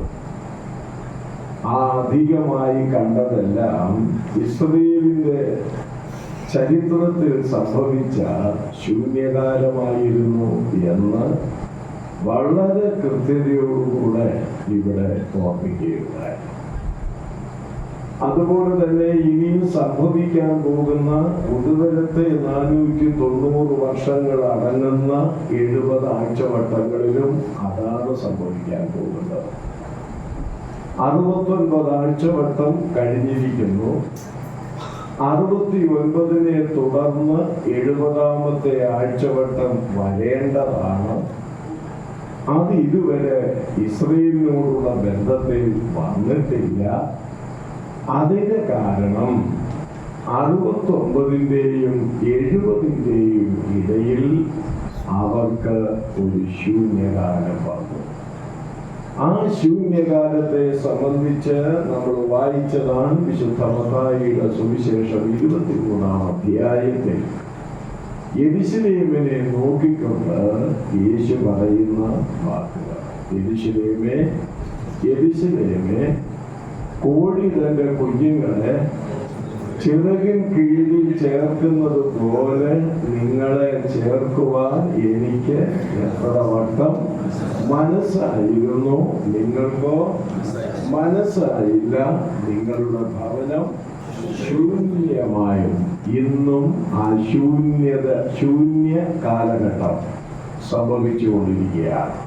അതുകൊണ്ടാണ് ഇതുവരെ 70 വരാഞ്ഞത്. അപ്പോൾ 69-നും 70-നും ഇടയിൽ ഒരു വിടവുള്ളതായിട്ട് ഞാൻ ഓർപ്പിക്കുകയുണ്ടായി. അങ്ങനെയുള്ള ചില വാക്യങ്ങൾ നമുക്ക് ഇതിന് ഉദാഹരണമായിട്ട് ചൂണ്ടിക്കാണിക്കാൻ കഴിയും. ഒരു വാക്യത്തിൽ തന്നെ 2 കാലഘട്ടങ്ങളെ സൂചിപ്പിക്കുന്നതായി കാണാൻ കഴിയുന്നുണ്ട്. അതിൽ ഒരു തെളിവ് മാത്രം നിങ്ങൾക്കറിയാവുന്നത് നിങ്ങളുടെ ശ്രദ്ധയിലേക്ക് ഞാൻ കൊണ്ടുവരട്ടെ. ലൂക്കോസ് സുവിശേഷം 4-ാം അധ്യായം 17 മുതൽ 19 വരെയുള്ള വാക്യങ്ങളൊന്ന് വായിച്ചാട്ടെ. ലൂക്കോസ് 4-ന്റെ 17 മുതൽ 19 വരെയുള്ള വാക്യങ്ങൾ. പ്രവാചകന്റെ പുസ്തകം അവന് കൊടുത്തു. അവൻ പുസ്തകം വിടർത്തി ദരിദ്രന്മാരോട് സുവിശേഷം അറിയിപ്പാൻ കർത്താവ് എന്നെ അഭിഷേകം ചെയ്യുകയാൽ അവന്റെ ആത്മാവ് എന്റെ മേലുണ്ട്. ബദ്ധന്മാർക്ക് വിടുതലും കുരുടന്മാർക്ക് കാഴ്ചയും പ്രസംഗിപ്പാനും പീഡിതന്മാരെ വിടുവിക്കുവാനും വിടുവിച്ചയപ്പാനും കർത്താവിന്റെ പ്രസാദവർഷം പ്രസംഗിപ്പാനും എന്നെ അയച്ചിരിക്കുന്നു എന്നെഴുതിയിരിക്കുന്ന സ്ഥലം കണ്ടു.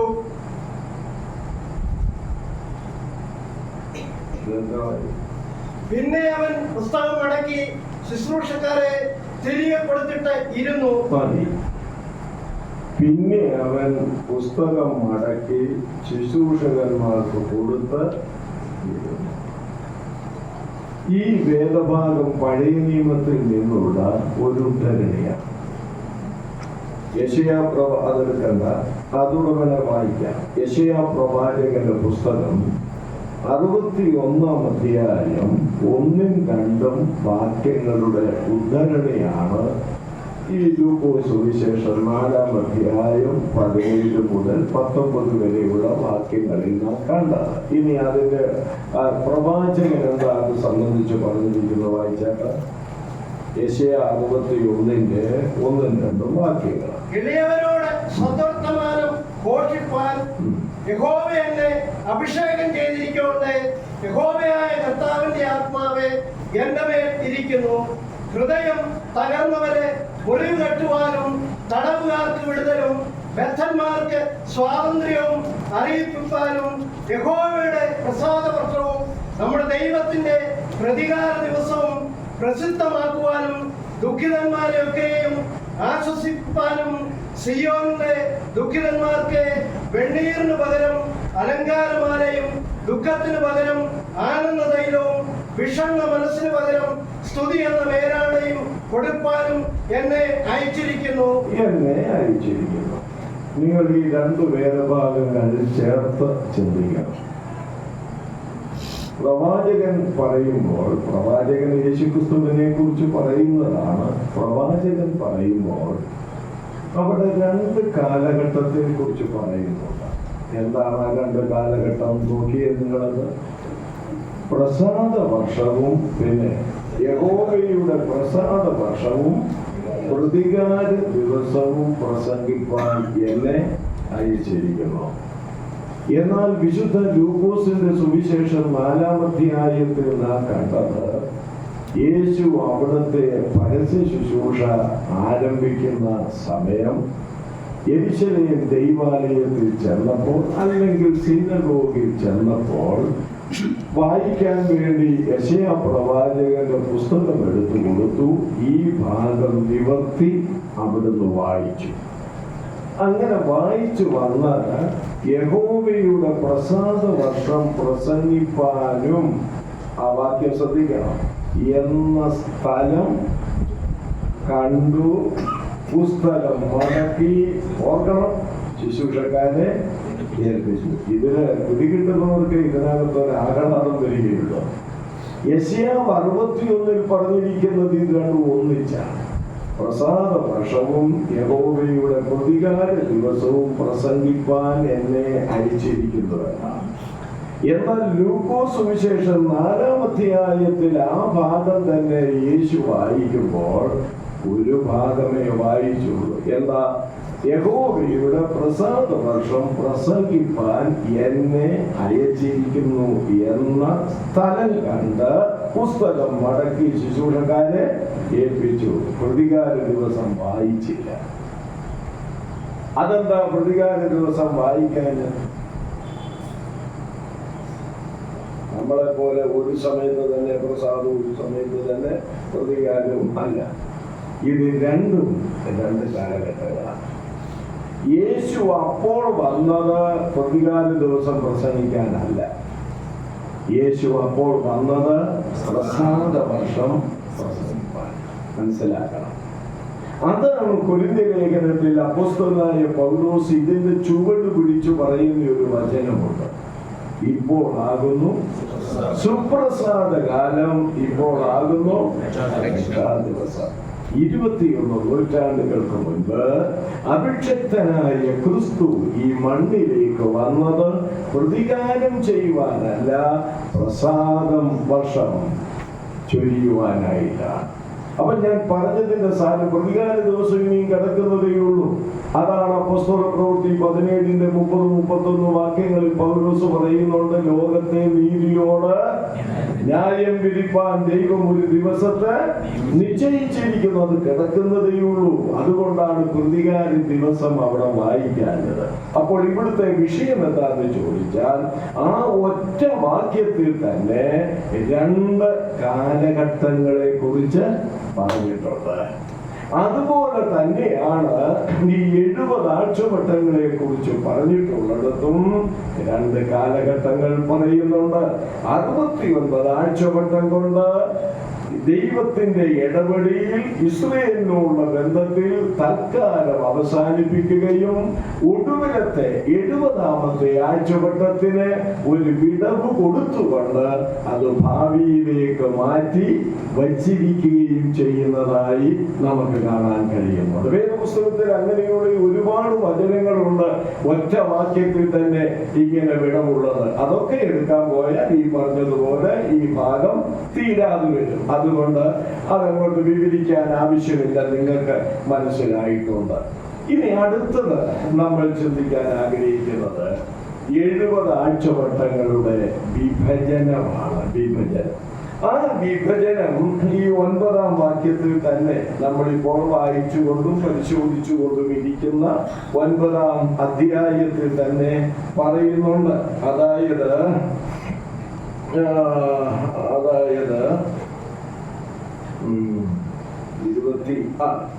25ാം വാക്യം നമ്മൾ വായിക്കുമ്പോൾ 25 മുതൽ 27 വരെ, അതിപ്പം വായിക്കണ്ട, നിങ്ങളത് നോക്കിയാൽ മതി ഞാൻ പറയുമ്പോൾ. ആ 70 ആഴ്ചവട്ടങ്ങളുടെ വിഭജനം എന്ന് പറയുമ്പോൾ ഒരു 3 വിഭജനം ദൈവാത്മാവ് കൊടുത്തിട്ടുണ്ട് 70 ആഴ്ചവട്ടങ്ങൾക്ക്. അതിലൊന്ന് 7 ആഴ്ചവട്ടമാണ്. അതിന്റെ 25ാം വാക്യത്തിലുണ്ട്. അഭിഷക്തനായ പ്രഭുവിന് 7 ആഴ്ചവട്ടം. അപ്പോൾ 7 ആഴ്ചവട്ടം. ആ വിഭജനത്തിൽ ഒന്നാമത്തേത് 7 ആഴ്ചവട്ടം, അല്ലെങ്കിൽ 7 ഏഴുകൾ.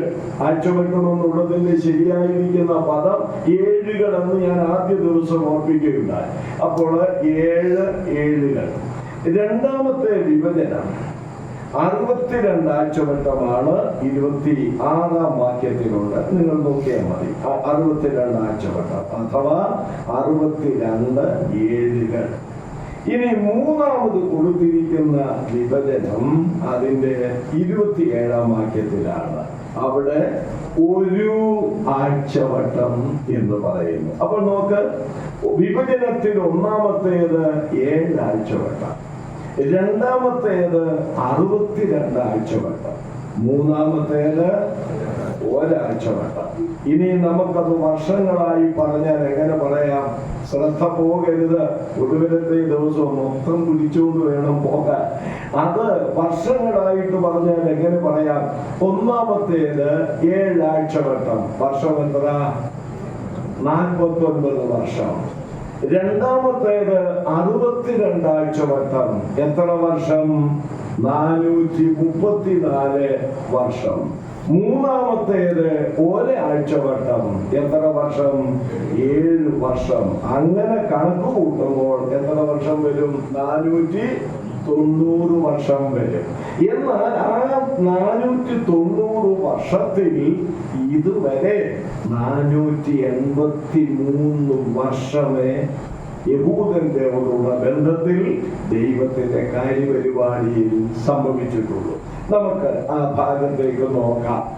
എന്നാണ് ഈ 70 ആഴ്ചവട്ടം ആരംഭിക്കുന്നത് എന്നുള്ളതിലേക്ക് നമ്മുടെ ശ്രദ്ധയെ തിരിക്കാം. നോക്കിയാട്ട്, എന്നാണ് 70 ആഴ്ചവട്ടം ആരംഭിക്കുന്നത്? ജോസ് 25 വാക്യം വായിച്ചാൽ ആരംഭമാണ്. അതുകൊണ്ട് നീ അറിഞ്ഞ് ഗ്രഹിച്ചു കൊള്ളേണ്ടതെന്നാൽ യെരൂശലേമിനെ യഥാസ്ഥാനപ്പെടുത്തി പണിവാൻ കൽപ്പന പുറപ്പെടുന്നത് മുതൽ മതി. 70 ആഴ്ചവട്ടങ്ങൾ എന്ന് പറയുന്ന 490 വർഷങ്ങളുടെ ആരംഭം കുറിക്കുന്നത് എപ്പോഴാണെന്ന് ഇവിടെ പറയുന്നുണ്ട്. എപ്പോഴാണ്? നോക്കി പറഞ്ഞ്, യെരൂശലേം നഗരം യഥാസ്ഥാനപ്പെടുത്തി പണിയുമ്പോഴല്ല, പണിയാൻ കൽപ്പന പുറപ്പെടുമ്പോൾ. ഓർക്കണം, ബാബേൽ പ്രവാസത്തിൽ നിന്ന് മടങ്ങി വന്ന ചരിത്രം എസ്രായുടെ പുസ്തകത്തിലും പിന്നെ നെഹമ്യാവിന്റെ പുസ്തകത്തിലുമായിട്ടുണ്ട്. എന്റെ വാത്സല്യ സഹോദരങ്ങളോട് എല്ലാവരോടും അല്ല ഞാൻ പറയുന്നത്.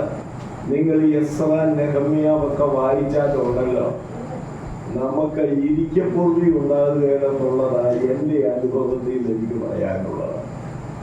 ഞാൻ ചുഴലിയിൽ 83 മുതൽ താമസിക്കുമ്പോൾ ഞാൻ താമസിച്ച വീട് തടിയൂക്കാർക്കും കുമ്പനാട്ടിൽ ഇപ്പോഴുള്ളവർക്കും അറിഞ്ഞുകൂടാ.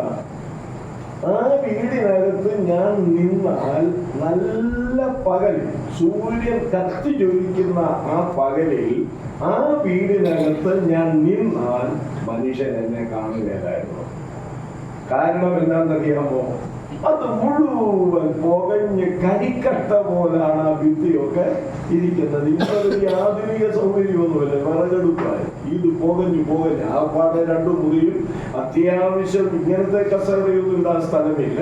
കുഞ്ഞു കസേര 2-3 ഇടാനുള്ള സൗകര്യമുണ്ട്. ഞാൻ പറഞ്ഞതിന്റെ സാരം എന്താണെന്ന് ചോദിച്ചാൽ, എന്ത് പറഞ്ഞു വന്നപ്പോഴാണ് ഞാനിത് പറഞ്ഞത്?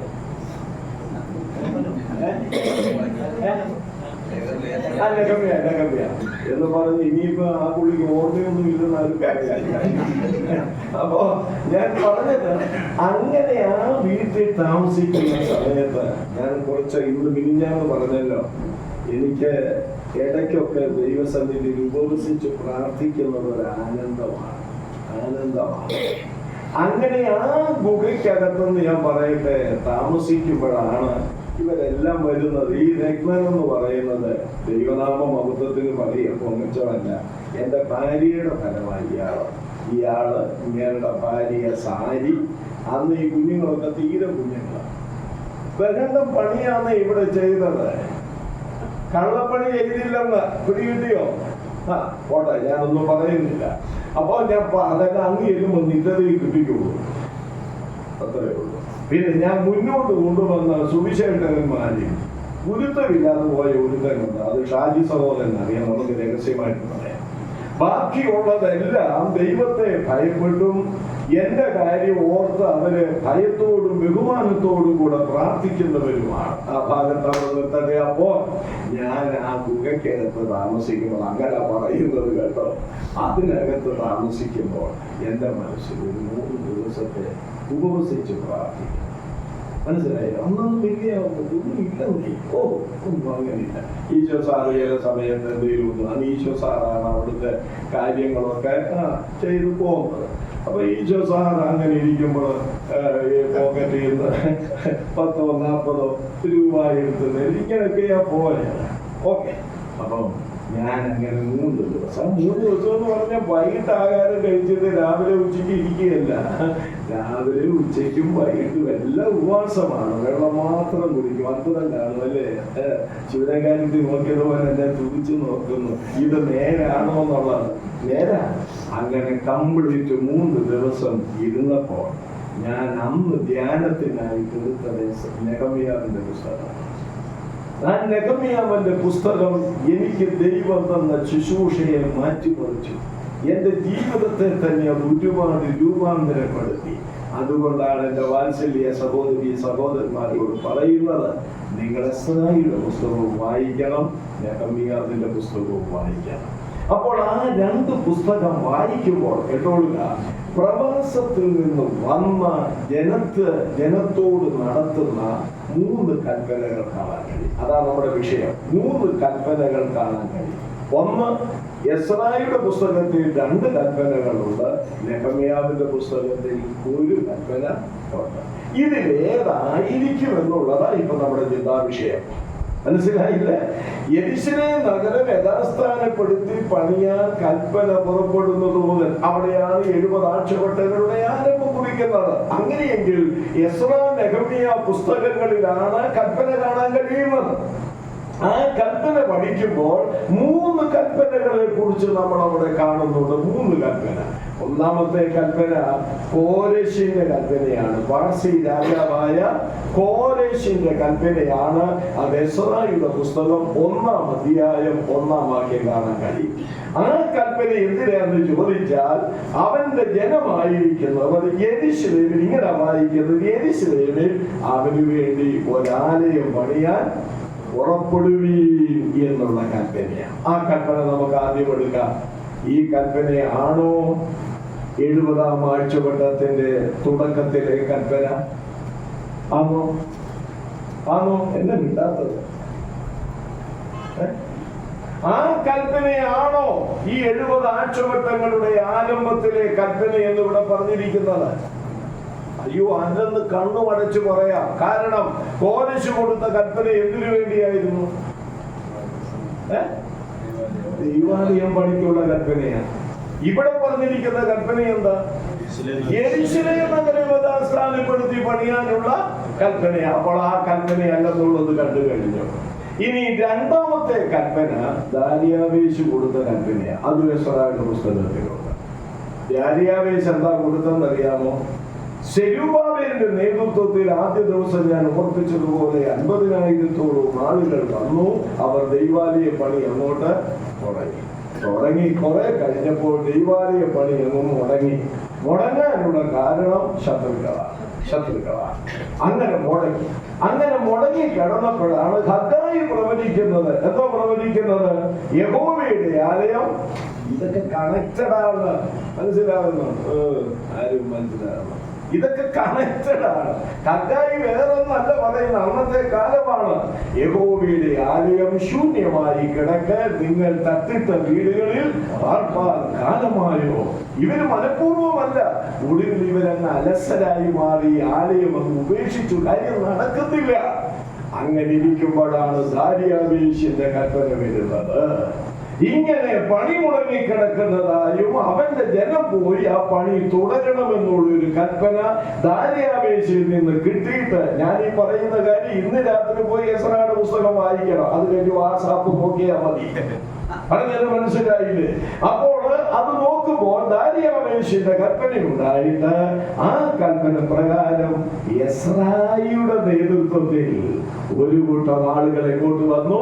യെരൂശലേമിലേക്ക് വന്നു. അപ്പോൾ ആ ദാര്യാവേശിന്റെ കൽപ്പനയാണോ ഇവിടെ ഉദ്ദേശിക്കുന്നത്? ആണോ? എന്ന് പറഞ്ഞ ഒന്ന് പറ. ആണോ? അല്ല. കാര്യം ദാര്യാവേശിന്റെ കൽപ്പനയും ഈ യെരൂശലേം ദൈവാലയത്തോട് ബന്ധപ്പെട്ട കൽപ്പനയാ. എന്നാൽ ഇവിടുത്തെ കൽപ്പന എന്താണ്? യെരൂശലേം നഗരം യഥാസ്ഥാനപ്പെടുത്തി പണിയാനുള്ള കൽപ്പനയാണ്. ആ കൽപ്പന കാണുന്നത് എവിടെയാണെന്നറിയാമോ? നെഹമ്യാവിന്റെ പുസ്തകത്തിലാണ്. നെഹമ്യാവ് അന്ന് അർത്തഹ്ശ രാജാവിന്റെ പാനപാത്ര വാഹകനായി ജോലി ചെയ്യുകയാണ്. അങ്ങനെ ജോലി ചെയ്യുന്ന സമയത്ത് വേഗത്തിൽ പറയാം, 1-ാം അധ്യായത്തിലേക്ക് വരുമ്പോൾ അദ്ദേഹം ശൂഷൻ രാജധാനിയിൽ ഇരിക്കുമ്പോൾ തന്റെ സഹോദരനായ ഹനാനിയും വേറെ ചില സഹോദരന്മാരും ഇദ്ദേഹത്തെ കാണാൻ വന്നു. നമ്മളെ ഒരാള് സമയമില്ല, ഇത് ഒടുവിലത്തെ ദിവസമാണ്, സമയമില്ലല്ലോ, അതുകൊണ്ട് വിവരിക്കാൻ പറ്റത്തില്ല. നമ്മളെ ഒരാള് അൺഎക്സ്പെക്റ്റഡ് ആയിട്ട് കാണാൻ വരികയോ അല്ലെങ്കിൽ നേരത്തെ പറഞ്ഞ് കാണാൻ വരികയോ ചെയ്താൽ നമ്മുടെ ആദ്യത്തെ ചോദ്യം എന്താ? നമ്മൾ ചോദിക്കുന്നതെന്ന് പറഞ്ഞാൽ മതി. ആദ്യത്തെ ചോദ്യം എന്താ? ഇപ്പൊ ഒന്ന് വന്നിരിക്കുന്ന സഹോദരനാ, എന്നാതാവുകയും സുഖമായിട്ടൊക്കെ ഇരിക്കുന്നോ? പിന്നെ അത് കഴിഞ്ഞ് മറ്റു കാര്യങ്ങളെല്ലാം പറഞ്ഞിട്ട് പിന്നെ ഇവിടുന്ന് കുറേയൊന്നും അങ്ങോട്ട് പോയായിരുന്നു. അവന് അവിടെ ചെന്നിട്ട് എങ്ങനെ ഉണ്ട്? അത് ഒടുവിൽ ചോദിക്കുന്ന കാര്യമാണ്. എന്നാൽ ഈ ഭക്തനായ മനുഷ്യൻ, വിശ്വാസവീരൻ, ഇവരെ കണ്ടപ്പോൾ ആദ്യം ചോദിച്ചത് അവിടുത്തെ ജനം എങ്ങനെയിരിക്കുന്നു. അതാണ് വേണ്ടത്.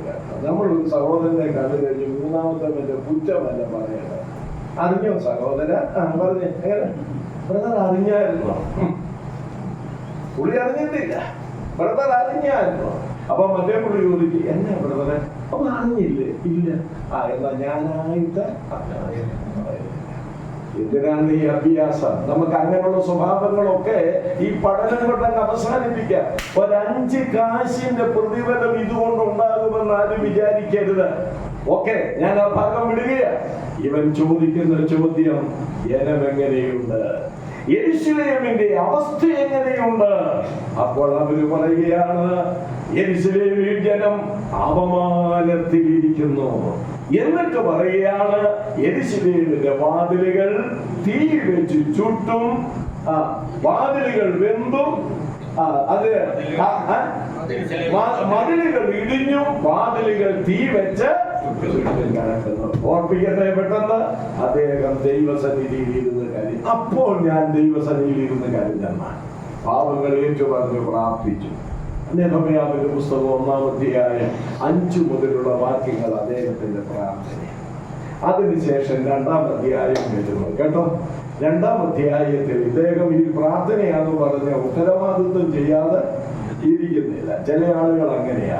വേലയെ കുറിച്ച് അങ്ങോട്ട് ഭാരം കൂടിക്കഴിഞ്ഞാൽ ഒപ്പിട്ടയച്ച് ആഫീസിൽ പോയി ഒപ്പിട്ടയച്ച് ദൈവവേലയ്ക്ക് വരും. ദൈവത്തിന് അങ്ങനെയുള്ള വേലക്കാരെ വേണ്ട. മനസ്സിലായോ? ഭൗതികമായ ഒരു ജോലി ഏൽപ്പിച്ചെങ്കിൽ അതിലും വിശ്വസ്തനായിരിക്കണം. ദൈവത്തിന്റെ കാര്യത്തിലും കൂട്ടിക്കൊള്ളിക്കാൻ പാടില്ല. പോട്ടെ, അതിൽ ഈ ദുഃഖവും പ്രയാസവും ഉണ്ടെങ്കിൽ ജോലി ചെയ്തുകൊണ്ടിരിക്കുക. ഒരു ദിവസം രാജാവിന്റെ മുമ്പാകെ ഇരുന്ന് ഈ പാനപാത്രവും ഒക്കെ ഇങ്ങനെ എടുത്തു കൊടുത്തപ്പോൾ രാജാവ് ഇദ്ദേഹത്തിന്റെ മുഖത്തൊന്ന് നോക്കിയപ്പോൾ നമുക്കൊരു പ്രയാസം. രാജാവ്, നിങ്ങൾ ഞാനീ പറയുന്നൊക്കെ നേരാണെന്ന് 2-ാം അധ്യായം ചോദിച്ചാൽ മതി, നോക്കിയാൽ മതി. അപ്പൊ രാജാവ് ചോദിച്ചു, നിന്റെ മുഖം മാറിയിരിക്കുന്നതെന്ന്. അപ്പോൾ അദ്ദേഹം പറഞ്ഞു, രാജാവ് ദീർഘായുസ്സോടെ ഇരിക്കട്ടെ എന്ന് പറഞ്ഞാൽ എന്നെ വ്യാഖ്യാനമാണ്. കാര്യം പാനപാത്രമാകുന്നതിനായി ഈ നെഹമ്യാവ് ഇവൻ വിചാരിച്ച രാജാവിനെ എന്തെങ്കിലും കലർത്തി കൊടുക്കാം. അതുകൊണ്ട് അയാൾ ആദ്യം തന്നെ പറഞ്ഞു, രാജാവ് ദീർഘായുസ്സോടെ അതുകൊണ്ടൊന്നുമല്ല എന്റെ മുഖം പാടിയിരിക്കുന്നത്. എന്റെ പിതാക്കന്മാരുടെ കല്ലറകളുള്ള നഗരം ശൂന്യമായി കിടക്കുമ്പോൾ എന്റെ മുഖം എങ്ങനെ പാടാതിരിക്കും? ഇവിടെ ഒരു സെമിക്കോളം കൊടുത്തുകൊണ്ട് പറയുക, ദൈവസഭയുടെ സൂക്ഷ്മാവസ്ഥ കണ്ടിട്ട് കരയാൻ കഴിയുന്നവരായിരിക്കണം ദൈവത്തിന്റെ പൈതൽ.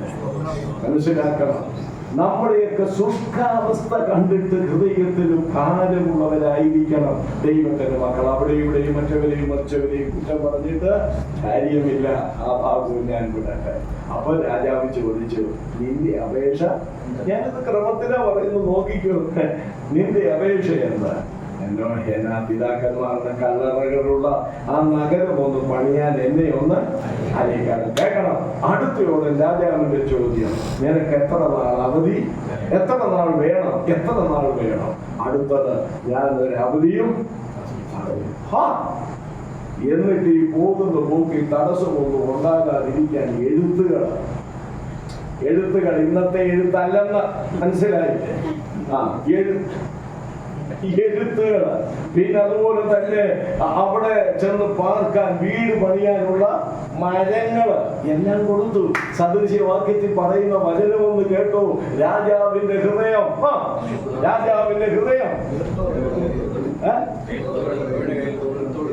രാജാവിന്റെ ഹൃദയം ദൈവത്തിന്റെ കയ്യിൽ നീർത്തോട് കണക്കേയിരിക്കുന്നു. അവൻ തനിക്ക് ഇഷ്ടമുള്ളിടത്തേക്ക് അതിനെ എന്ത് ചെയ്തുകൊണ്ടിരുന്നു? തിരിച്ചുകൊണ്ടിരിക്കുന്നു. ഒരുവന്റെ ഗമനത്തിൽ വഴിയിൽ ദൈവത്തിന് പ്രസാദം തോന്നിയാൽ ദൈവം അവന്റെ ഗമനത്തെ എന്ത് ചെയ്യുന്നു? സ്ഥിരമാക്കുന്നു. ഇതെല്ലാം ഉള്ളിൽ വെച്ചോണം കേട്ടോ. ദൈവത്തിന് സ്തോത്രം. അപ്പോൾ അവിടെയാണ് ഈ കൽപ്പന. അവിടെയാണ് 70 ആഴ്ചവട്ടങ്ങളുടെ ആരംഭം തുടങ്ങുന്നത്. യെരൂശലേം നഗരം പണിയാനുള്ള കൽപ്പന അർത്തഹ്ശസ്ത രാജാവ് ആർക്ക് കൊടുത്തു? നെഹമ്യാവിന് കൊടുത്തു. ഏകദേശ കണക്ക് പറഞ്ഞാൽ അത് BC 445 മാർച്ച് 14 എന്ന് കണക്കാക്കപ്പെടുന്നു. BC 445 മാർച്ച് 14 എന്ന് കണക്കാക്കപ്പെടുന്നു. അപ്പോൾ ഇത് ആരംഭിച്ചത് അവിടെയാ. ഇനി അങ്ങോട്ട് തുടങ്ങാം. കേൾക്കണം, യെരൂശലേം നഗരം യഥാസ്ഥാനപ്പെടുത്തി പണിയാൻ കൽപ്പന പുറപ്പെടുന്നത് മുതൽ, ഇന്നലെ ഞാൻ ശരിയായ ഒരു ട്രാൻസ്ലേഷൻ പറഞ്ഞു. ജയൻ ഡാർബിയുടെ എങ്ങനെയാണത് പറഞ്ഞത്? യെരൂശലേം നഗരം യഥാസ്ഥാനപ്പെടുത്തി പണിയാൻ കൽപ്പന പുറപ്പെടുന്നത് മുതൽ. എന്റെ ദൈവമേ, ഇന്നലെ ഞാൻ വ്യക്തമായി പറഞ്ഞതാ. അഭിഷക്തനായ പ്രഭുവനെ 7 ആഴ്ചവട്ടമെന്നല്ല, 62 ആഴ്ചവട്ടങ്ങൾ. 7 ആഴ്ചവട്ടം കൊണ്ട് ഈ കാര്യം രണ്ടും സംഭവിക്കുകയല്ല. അതുകൊണ്ട് ഇതിലും പല മിക്കവാറുമുള്ള ഇംഗ്ലീഷ് ട്രാൻസ്ലേഷനിലൊക്കെ ഇതുപോലെ. എന്നാൽ മൂലഭാഷയിൽ നിന്ന് ജയൻ ഡാർബി പരിഭാഷപ്പെടുത്തി എടുത്തിട്ടുള്ള ആ ഇംഗ്ലീഷ് ബൈബിൾ എവിടുന്നെങ്കിലും തപ്പിയെടുത്താൽ നല്ലതാ. അദ്ദേഹം അതിനകത്ത് പറഞ്ഞിരിക്കുന്നതിന്റെ മലയാള വിവർത്തനം ഇങ്ങനെയാണ്: യെരൂശലേം നഗരം യഥാസ്ഥാനപ്പെടുത്തി പണിയാൻ കൽപ്പന പുറപ്പെടുന്നത് മുതൽ അഭിഷക്തനായ പ്രഭുവരെ 62 ആഴ്ചവട്ടങ്ങൾ എന്ന് പറഞ്ഞാൽ അതിന്റെ അർത്ഥം എന്താണ്? 69 ആഴ്ചവട്ടങ്ങൾ കൊണ്ട് യഹൂദന്റെ ചരിത്രത്തിൽ സംഭവിക്കേണ്ട 2 കാര്യങ്ങൾ. മനസ്സിലായോ? 69 ആഴ്ചവട്ടം കൊണ്ട് യഹൂദന്റെ ചരിത്രത്തിൽ ദൈവത്തിന്റെ ഇടപെടലിൽ 2 കാര്യങ്ങൾ യഹൂദന് സംഭവിക്കണം. ഒന്നാമത്തേത് പറഞ്ഞാട്ട് യെരൂശലേം നഗരം യഥാസ്ഥാനപ്പെടുത്തി പണിയണം. അതാണ് ഒന്നാമത്തേത്. രണ്ടാമത്തേതോ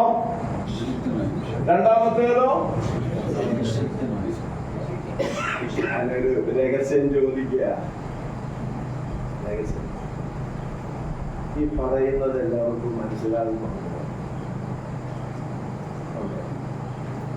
ഇല്ലെങ്കിൽ ഞാൻ ഒന്നും ചെയ്യാൻ പറ്റത്തില്ല.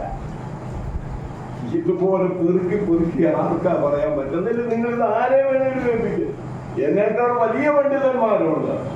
ഇതുപോലെ പെറുക്കി അളന്ന് തൂക്കി പറയുകയല്ല. ദൈവം എനിക്ക് അതിനൊരു കൃപ തന്നിരിക്കുന്ന അത്രയുള്ള അല്ലെ, എന്റെ കഴിവല്ല. അപ്പൊ ഒന്നുകൂടെ മനസ്സിലാക്കണം. 70 ആഴ്ചവട്ടങ്ങളിൽ 69 ആഴ്ചവട്ടം കൊണ്ട് 62 ആഴ്ചവട്ടങ്ങൾ. ഈ 69 ആഴ്ചവട്ടങ്ങൾ കൊണ്ട് ദൈവത്തിന്റെ ഇടപെടലുകളിൽ യഹൂദ ചരിത്രത്തിൽ സംഭവിക്കേണ്ട 2 കാര്യങ്ങളുണ്ട്. ഒന്ന്, യെരൂശലേം നഗരം പണിയപ്പെടണം. രണ്ടാമത്, അഭിഷക്തനായ പ്രഭു വരണം. ക്ഷണിക്കപ്പെടുകയല്ല, വരണം. ഈ രണ്ടും നടന്നോ? ഈ രണ്ടും നടന്നു. ചിലര് നടന്നു. ഇത് രണ്ടും നടന്നു. 69 ആഴ്ചവട്ടങ്ങൾ കൊണ്ട് സംഭവിക്കേണ്ട ഈ രണ്ട് കാര്യങ്ങൾ നടന്നു. ഒന്ന്, യെരൂശലേം നഗരം യഥാസ്ഥാനപ്പെടുത്തി പണിതു. പക്ഷെ അത് 70 തകർത്തു. അതല്ല ഇവിടുത്തെ വിഷയം. 70 തകർത്തതല്ല ഇവിടുത്തെ വിഷയം. പ്രവാസകാലം കഴിഞ്ഞു വന്നിട്ടുള്ള ആ കാലഘട്ടത്തിൽ തകർന്നുപോയ യെരൂശലേം നഗരം എന്ത് ചെയ്തു? പണിതു. രണ്ടാമത് അഭിഷക്തനായ പ്രഭു വന്നു. സംശയം വല്ലതും ഉണ്ടോ? വന്നു. എന്ന് വന്നു? വന്നപ്പം വന്നു. എന്നാ വന്നത്? എങ്ങനെയാ വന്നത്? അഭിഷക്തനായ, കേൾക്കണം, പ്രഭുവായി യേശു വെളിപ്പെട്ടതിനെ കുറിച്ച് രണ്ട് അഭിപ്രായങ്ങൾ ഇന്നലെ രാത്രിയിൽ നമ്മൾ ചിന്തിച്ചു. ഒരു കൂട്ടര് പറയുന്നു യേശുവിന്റെ ജനനത്തോടുള്ള ബന്ധത്തിലാണ്. മറ്റൊരു കൂട്ടര് പറയുന്നു യേശു സ്നാനപ്പെട്ടപ്പോഴാണ്. എന്റെ വാത്സല്യ സഹോദരി സഹോദരന്മാരെ, യുവതി യുവാക്കളെ, ഇത് രണ്ടും ശരിയല്ല. അതിന്റെ ശരിയായിരിക്കുന്ന മറുപടി അഭിഷക്തനായ പ്രഭുവായി യേശു വെളിപ്പെട്ടത് കഴുതക്കുട്ടിയുടെ പുറത്ത് കയറി സീയോൻ പുത്രിയുടെ രാജാവായി യെരൂശലേമിലേക്ക് പ്രവേശിക്കുന്നതാണ്. ഇവിടെ അഭിഷക്തനായ പ്രഭുവായി ദൈവത്തിന്റെ വചനം വെളിപ്പെടുത്തുന്നത്. യേശു അഭിഷക്തനല്ലായിരുന്നോ? നമുക്ക് ഈ അഭിഷേകം എന്ന് കേൾക്കുമ്പോ വേറെ ചിന്തയാണ്. യേശു അഭിഷക്തനായിരുന്നോ? ആയിരുന്നു. എവിടെ പറഞ്ഞിരിക്കുന്നു? എവിടെ പറഞ്ഞു? ഇതൊന്നും ഞാൻ ഇതിനകത്തൊന്നും എഴുതി വെച്ചിട്ടല്ല. എവിടെ പറഞ്ഞിരിക്കുന്നു? പറയാം. അപ്പോസ്തല പ്രവൃത്തി 10:38. പത്രോസ് കൊർന്നേലിയോസിന്റെ വീട്ടിൽ ചെന്ന് പ്രസംഗിക്കുമ്പോൾ യേശുവിനെ കുറിച്ച് പറയുന്നിടത്ത് എന്താ പറയുന്നത്? ദൈവം അവനെ പരിശുദ്ധാത്മാവിനാലും ശക്തിയാലും അഭിഷേകം ചെയ്തിരിക്കുന്നു. സ്തോത്രം. ഇതൊക്കെ കേൾക്കുമ്പോൾ ഉള്ളം തിളയ്ക്കണമെന്ന് ഇച്ചിരി പാടാ. നമ്മുടെ രീതി വെച്ചത് പാടായി തിളയ്ക്കാൻ. അല്ലാത്തടത്ത് തിളയ്ക്കും നമ്മൾ. അത് പോയില്ല. അപ്പൊ ഞാൻ പറഞ്ഞത്, ദൈവവചനത്തിന്റെ മുൻപിൽ നമ്മുടെ ഉള്ളിൽ തിളയ്ക്കണം. ദൈവം തന്റെ പുത്രനെ പരിശുദ്ധാത്മാവിനാലും ശക്തിയാലും അഭിഷേകം ചെയ്തു. ആ അഭിഷക്തനായ പ്രഭുവായി വെളിപ്പെട്ടത് ഈ കഴുതക്കുട്ടിയുടെ പുറത്ത് കയറി ആ യെരൂശലേമിലേക്ക് നടത്തിയ ആ വലിയ ജൈത്രയാത്രയാണ്. ഇനി ഒന്ന് കേട്ടോളുക. അതോടുകൂടെ എന്തവസാനിച്ചു? പറയുന്നേ എനിക്കൊരു സന്തോഷമായിട്ടാണ്. എന്തവസാനിച്ചു? 69 അവസാനിച്ചെന്ന്. അതോടുകൂടി 69 അവസാനിച്ചു. യെരൂശലേം നഗരം യഥാസ്ഥാനപ്പെടുത്തി പണിതു. അഭിഷക്തനായ പ്രഭു വെളിപ്പെട്ടു. അതോടുകൂടെ ദാനിയേലിന് കൊടുത്ത 70 ആഴ്ചവട്ടങ്ങളിൽ 69 ആഴ്ചവട്ടം അവസാനിച്ചു. പിന്നെ അവിടെ ഒരു വാക്കുണ്ട് കേട്ടോ. അവിടെ ഒരു വാക്കുണ്ട്. എന്താണ്? 26-ാം വാക്യം തന്നെയാ. അതിന്റെ ഞാൻ പറയുന്ന ഭാഗം ജോസെ ഒന്ന് വായിക്കണേ. 62 അഭിഷക്തൻ ഛേദിക്കപ്പെട്ടു. അവനെ ആരും അവിടെ 62 എന്നുള്ളത് മറ്റേ 7 കൂട്ടണം. കൂട്ടി പറയുകയാണെങ്കിൽ നമുക്ക് എങ്ങനെ പറയാം? 69 ആഴ്ചവട്ടം കഴിഞ്ഞിട്ട് അഭിഷക്തൻ. അപ്പോൾ പലരും ധരിക്കുന്നത് എന്നാണെന്നറിയാമോ? 69 ആഴ്ചവട്ടം തികയുന്നത് ഇവിടെയും ആരോ പറഞ്ഞു അഭിഷക്തൻ ഛേദിക്കപ്പെടുമെന്ന്. അങ്ങനെ പറഞ്ഞിട്ടില്ല. 69 ആഴ്ചവട്ടം തികയുന്നത് അഭിഷക്തനായ പ്രഭു വരുമ്പോഴാണ്. അതാണ് കഴുതക്കുട്ടിയുടെ പുറത്ത്. അതുകൊണ്ടാണ് ദൈവാത്മാവ് അത്ര കൃത്യമായിട്ട് എഴുതിയിട്ടുണ്ട്. അത് കഴിഞ്ഞിട്ട് അഭിഷക്തനായ പ്രഭുവായി യേശു പ്രത്യക്ഷനായി കഴിഞ്ഞിട്ട്, രംഗപ്രവേശനം ചെയ്ത് കഴിഞ്ഞിട്ട് അഭിഷക്തൻ എന്ത് ചെയ്യും? ഛേദിക്കപ്പെടും. നമുക്കറിയാം നമ്മുടെ കർത്താവ് കഴുതക്കുട്ടിയുടെ പുറത്ത് കയറിപ്പോയത് ഇന്നത്തെ നമുക്ക് മനസ്സിലാകുന്ന ഭാഷയിൽ പറഞ്ഞാൽ ഹോശാന ഞായറാഴ്ച. അത് കറക്റ്റാ. ഞായറാഴ്ചയാ പോയത്. അത് കഴിഞ്ഞിട്ട് ഛേദിക്കപ്പെട്ടു. എത്ര ദിവസം കഴിഞ്ഞു? എത്ര ദിവസം കഴിഞ്ഞ്? തിങ്കൾ, ചൊവ്വ, ബുധൻ, വ്യാഴം. വ്യാഴം രാത്രിയിൽ പിടിക്കപ്പെടുന്നു. വെള്ളിയാഴ്ച എന്ത് ചെയ്യുന്നു? എന്റെ പൊന്നു സഹോദരന്മാരെ, ഹൃദയം ഇവിടെ ചേർത്ത് വെച്ച് ചിന്തിക്ക. 69 ആഴ്ചവട്ടം കഴിയുമ്പോൾ അഭിഷക്തൻ ഛേദിക്കപ്പെടും. ഹോശാന ഞായറാഴ്ച ഈ ചരിത്രയാത്ര നടത്തി ചില ദിവസങ്ങൾ കഴിഞ്ഞപ്പോൾ കാൽവരിയിലെ ക്രൂശിൽ അഭിഷക്തൻ എന്ത് ചെയ്തു? ഛേദിക്കപ്പെട്ടു. ന്യായവിധിയുടെ വാളിനാൽ എന്ത് ചെയ്തു? ഛേദിക്കപ്പെട്ടു. സഖരിയാ പ്രവാചകന്റെ പുസ്തകം 13-ാം അധ്യായം 7-ാം വാക്യം എന്താ അവിടെ എഴുതിയിരിക്കുന്നത്? ഇതിനോടനുബന്ധമായ ഒരു വചനം അവിടെയുണ്ട്. സഖരിയാവ് 13-ന്റെ 7-ാം വാക്യം വാളേ എന്റെ ഇടയന്റെ നേരെയും എന്റെ കൂട്ടാളിയായ പുരുഷന്റെ നേരെയും ഉണരുക എന്ന് സൈന്യങ്ങളുടെ ആടുകൾ ചിതറി പോകേണ്ടതിന് ഇടയനെ വെട്ടുക. ഓ ദൈവമേ, നമുക്ക് ലഭിച്ച വചനത്തിന്റെ നിസ്തുല്യത എത്ര വലുതാണ്. സഖരിയ 9:7 പറയുന്നു, ഈ വാളാൽ എന്റെ കൂട്ടാളി എന്ത് ചെയ്യും? ഛേദിക്കപ്പെടും. അതിന് വളരെ വർഷം മുൻപാണ് ദാനിയേലിന് കിട്ടിയ അരുളപ്പാടിൽ 62 ആഴ്ചവട്ടം കഴിയുമ്പോൾ അഭിഷക്തൻ ഛേദിക്കപ്പെടും. ക്രൂശിൽ നടന്നത് അതാണ്. നമ്മളൊരു പാട്ടിന്റെ ഒരു ശീൽ പാടാം, സാധാരണ പാടുന്ന ഇതിനോട് ചേർത്ത്. ന്യായവിധി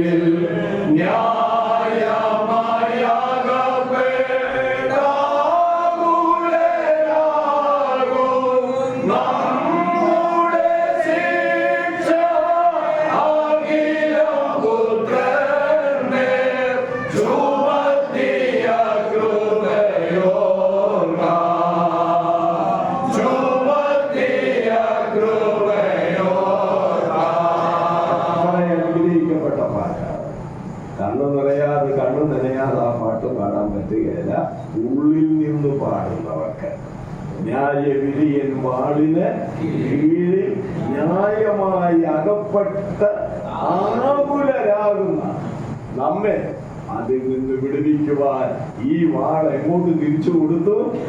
തന്റെ പുത്രനെ തിരിച്ചു കൊടുത്തു.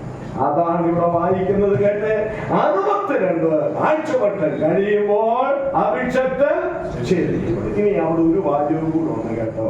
അവന് ആരുമില്ലെന്ന് വരും. അവനാരുമില്ലെന്ന് വരുമെന്നുള്ള വ്യാഖ്യാനം തെറ്റൊന്നുമല്ല. കാരണം ഒരിടത്ത് എഴുതിയിട്ടുണ്ട്, ആർക്കെങ്കിലും സഹതാപം തോന്നുമോ എന്ന് ഞാൻ നോക്കിക്കൊണ്ടിരുന്നു, ആരെയും കണ്ടില്ല. ആ വചനം വെച്ച് നമുക്കങ്ങനെ പറയാം. പക്ഷേ വേദപണ്ഡിതാക്കൾ പറയുന്നത് അതിനേക്കാൾ മെച്ചമായ ഒരു ട്രാൻസ്ലേഷൻ ഉണ്ട്. നോട്ട് ഫോർ ഹിംസെൽഫ് എന്ന വാക്കാണ് ശരിക്കുള്ളത്. അത് അവന് വേണ്ടി അല്ല. ഛേദിക്കപ്പെട്ടത് അവന് വേണ്ടി അല്ല. പിന്നെ ആർക്ക് വേണ്ടിയാ? അതാണ് ഗലാത്യർ 2:20 പൗലോസ് പറയുന്നു, എന്നെ സ്നേഹിച്ച് എനിക്ക് വേണ്ടി തന്നെ താൻ ഏൽപ്പിച്ചു കൊടുത്ത ദൈവപുത്രൻ. സ്തോത്രം. ഇത് നമ്മുടെ മനസ്സിൽ എപ്പോഴും ഉണ്ടായിരിക്കണം. അപ്പോൾ നോക്കെ 69 ആഴ്ചവട്ടം കഴിഞ്ഞപ്പോൾ അഭിഷേകന്. ഇനി നമ്മൾ ചിന്തിച്ചതുപോലെ അടുത്തത് ഏത് വരണം? 70 വരണം. 70 ഇതുവരെ വന്നില്ല. 70 ഇതുവരെ വന്നില്ല. 69-നും 70-നും ഒരു വലിയ ഇടയാണ്. അത് ഇതുവരെ പോകുമെന്ന് നമുക്ക് ഒരുപക്ഷെ ഇന്ന് രാത്രി കൊണ്ട് ആ ഇടവേള അവസാനിക്കരുത്. തുടിച്ചു നോക്കുന്നു. യേശു വരുമ്പോഴേ ദൈവസഭ ഇവിടെ നിന്ന് പോയി കഴിയുമ്പോൾ 70-ാം ആഴ്ചവട്ടത്തിന്റെ കാര്യപരിപാടി ദൈവം ഇസ്രായേലിനോടുള്ള ബന്ധത്തില് ആരംഭിക്കും, തുടരും. അതുവരെ ഇങ്ങനെ ശൂന്യമായിട്ട് കിടക്കും. ഇതാണ് അവരുടെ ശൂന്യകാലം എന്ന് പറയുന്നത്. നിങ്ങൾക്കറിയണോ, റോമാലേഖനം 11-ാം അധ്യായത്തിൽ ഒരു വാക്യമില്ലേ, അവരുടെ ഭ്രംശം, അവരുടെ ഭ്രംശം. എന്റെ ദൈവമേ, ഇതൊന്നും പിന്നെ എന്താ നിങ്ങൾ വേദപുസ്തകം അല്ല, ഞാൻ ചോദിക്കും, ഈ വേദപുസ്തകത്തിൽ നിന്ന് എന്താ വഴി വായിക്കുന്നത്? ഇതൊന്നും ഞാൻ ഇവിടെ എഴുതി കുറിച്ച് കൊണ്ടുവന്നിട്ടില്ല. ലോകത്തിന്റെ ഭ്രംശം ആരുടെ? നമ്മുടെ. എന്റെ ദൈവമേ, അവരുടെ ഭ്രംശം, അവരുടെ ഭ്രംശം ലോകത്തിന്റെ നിരപ്പിന് ഹേതുവായെങ്കിൽ അവരുടെ അംഗീകരണം മരിച്ചവരുടെ പുനരുത്ഥാനമല്ലാതെ പിന്നെ എന്താകുമെന്നാണ്. സഹോദരങ്ങൾ ഓർക്കണം, അവരുടെ ഭ്രംശം ദൈവം അവരെ ശൂന്യകാലത്തേക്ക് വിട്ടത് ലോകത്തിന്റെ നിരപ്പിന് ഹേതുവായി. സ്തോത്രം. അതാണ് കേട്ടോ, ഓരോ വാക്യങ്ങളും ഇങ്ങനെ പൊങ്ങി പൊങ്ങി വരിക. ഈ യൂട്യൂബ് തപ്പുമ്പോഴേ ഇപ്പൊ നമുക്ക് പ്രസംഗമാണ് ആവശ്യമെങ്കിൽ അത് കഴിഞ്ഞാൽ ഉടൻ വരുന്ന എന്തുവാ, പിന്നെ അടുത്ത പ്രസംഗമാണ് വരുന്നത്, ഇല്ലയോ? പിന്നെ അല്ലാതെ പൊങ്ങി പൊങ്ങി വരുന്നത് വേറെ, അതെനിക്കറിയാൻ വയ്യ, അതെനിക്ക് അറിയാൻ വയ്യ. പാട്ടാണെങ്കിൽ അതിങ്ങനെ പൊങ്ങിപ്പൊങ്ങി എന്ന് പറഞ്ഞതുപോലെ ഈ പ്രസംഗിച്ചു വരുമ്പോഴുള്ള വാക്യം ഇങ്ങനെ കണക്ട് ചെയ്ത് വരികയാണ്. അവരുടെ ഭ്രംശം ലോകത്തിന്റെ നിരപ്പിന് ഹേതുവായി എന്നുള്ളതിന് അപ്പോസ്തല പ്രവൃത്തികൾ 15-ാം അധ്യായം 14-ാം വാക്യം അതിനോട് ചേർത്ത് ചിന്തിക്കാം. എന്താ അവിടെ വായിക്കുന്നത്? ദൈവം, ഞാൻ തന്നെ പറയാം, ദൈവം ജാതികളിൽ നിന്ന് തനിക്കായി, വാക്യം അങ്ങനെ വേണം, ദൈവം ജാതികളിൽ നിന്ന് തനിക്കായി ഒരു ജനത്തെ എടുത്തുകൊള്ളുവാൻ കടാക്ഷിച്ച്. ഇത് കേട്ടിട്ട് ഒന്നും തോന്നുന്നില്ലേ? തോന്നുകയല്ല.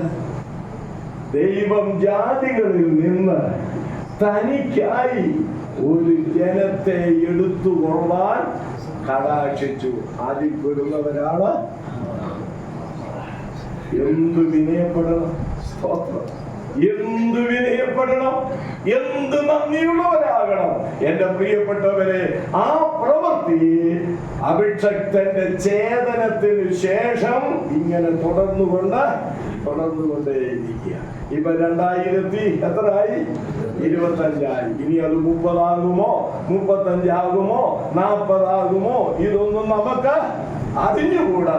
പക്ഷെ ഒരു കാര്യം, ഈ ഒരു ബ്രാക്കറ്റ് പീരീഡ് കഴിഞ്ഞതിന് ശേഷമേ ഒടുവിലത്തെ ആഴ്ചവട്ടം യഹൂദനോടുള്ള ബന്ധത്തില് വരികയുള്ളൂ.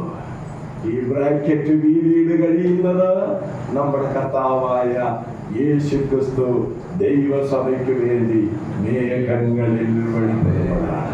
അതിനാണ് ദൈവസഭയുടെ ഉൽപ്രാവണം എന്ന് പറയുന്നത്. ഉൽപ്രാവണം,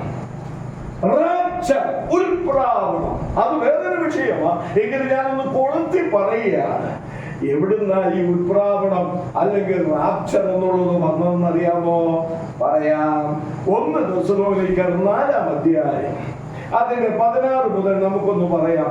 അതാ ആകെ അറിയാവുന്ന, കാണാതറിയാവുന്ന പലർക്കും ആ വാക്യമാണ്. പലപ്പോഴും അത് തന്നെ എന്ത് ചെയ്തു തെറ്റിക്കാതെ നമുക്ക് ആ വാക്യം ഒന്ന് പറയാം. കർത്താവ് ഗംഭീരനാദത്തോടും പ്രധാന ദൂതന്റെ ശബ്ദത്തോടും ദൈവത്തിന്റെ കാഹളത്തോടും കൂടെ സ്വർഗ്ഗത്തിൽ നിന്ന് ഇറങ്ങി വരികയും ക്രിസ്തുവിൽ മരിച്ചവർ മുമ്പേ ഉയർത്തെഴുന്നേൽക്കുകയും പിന്നെ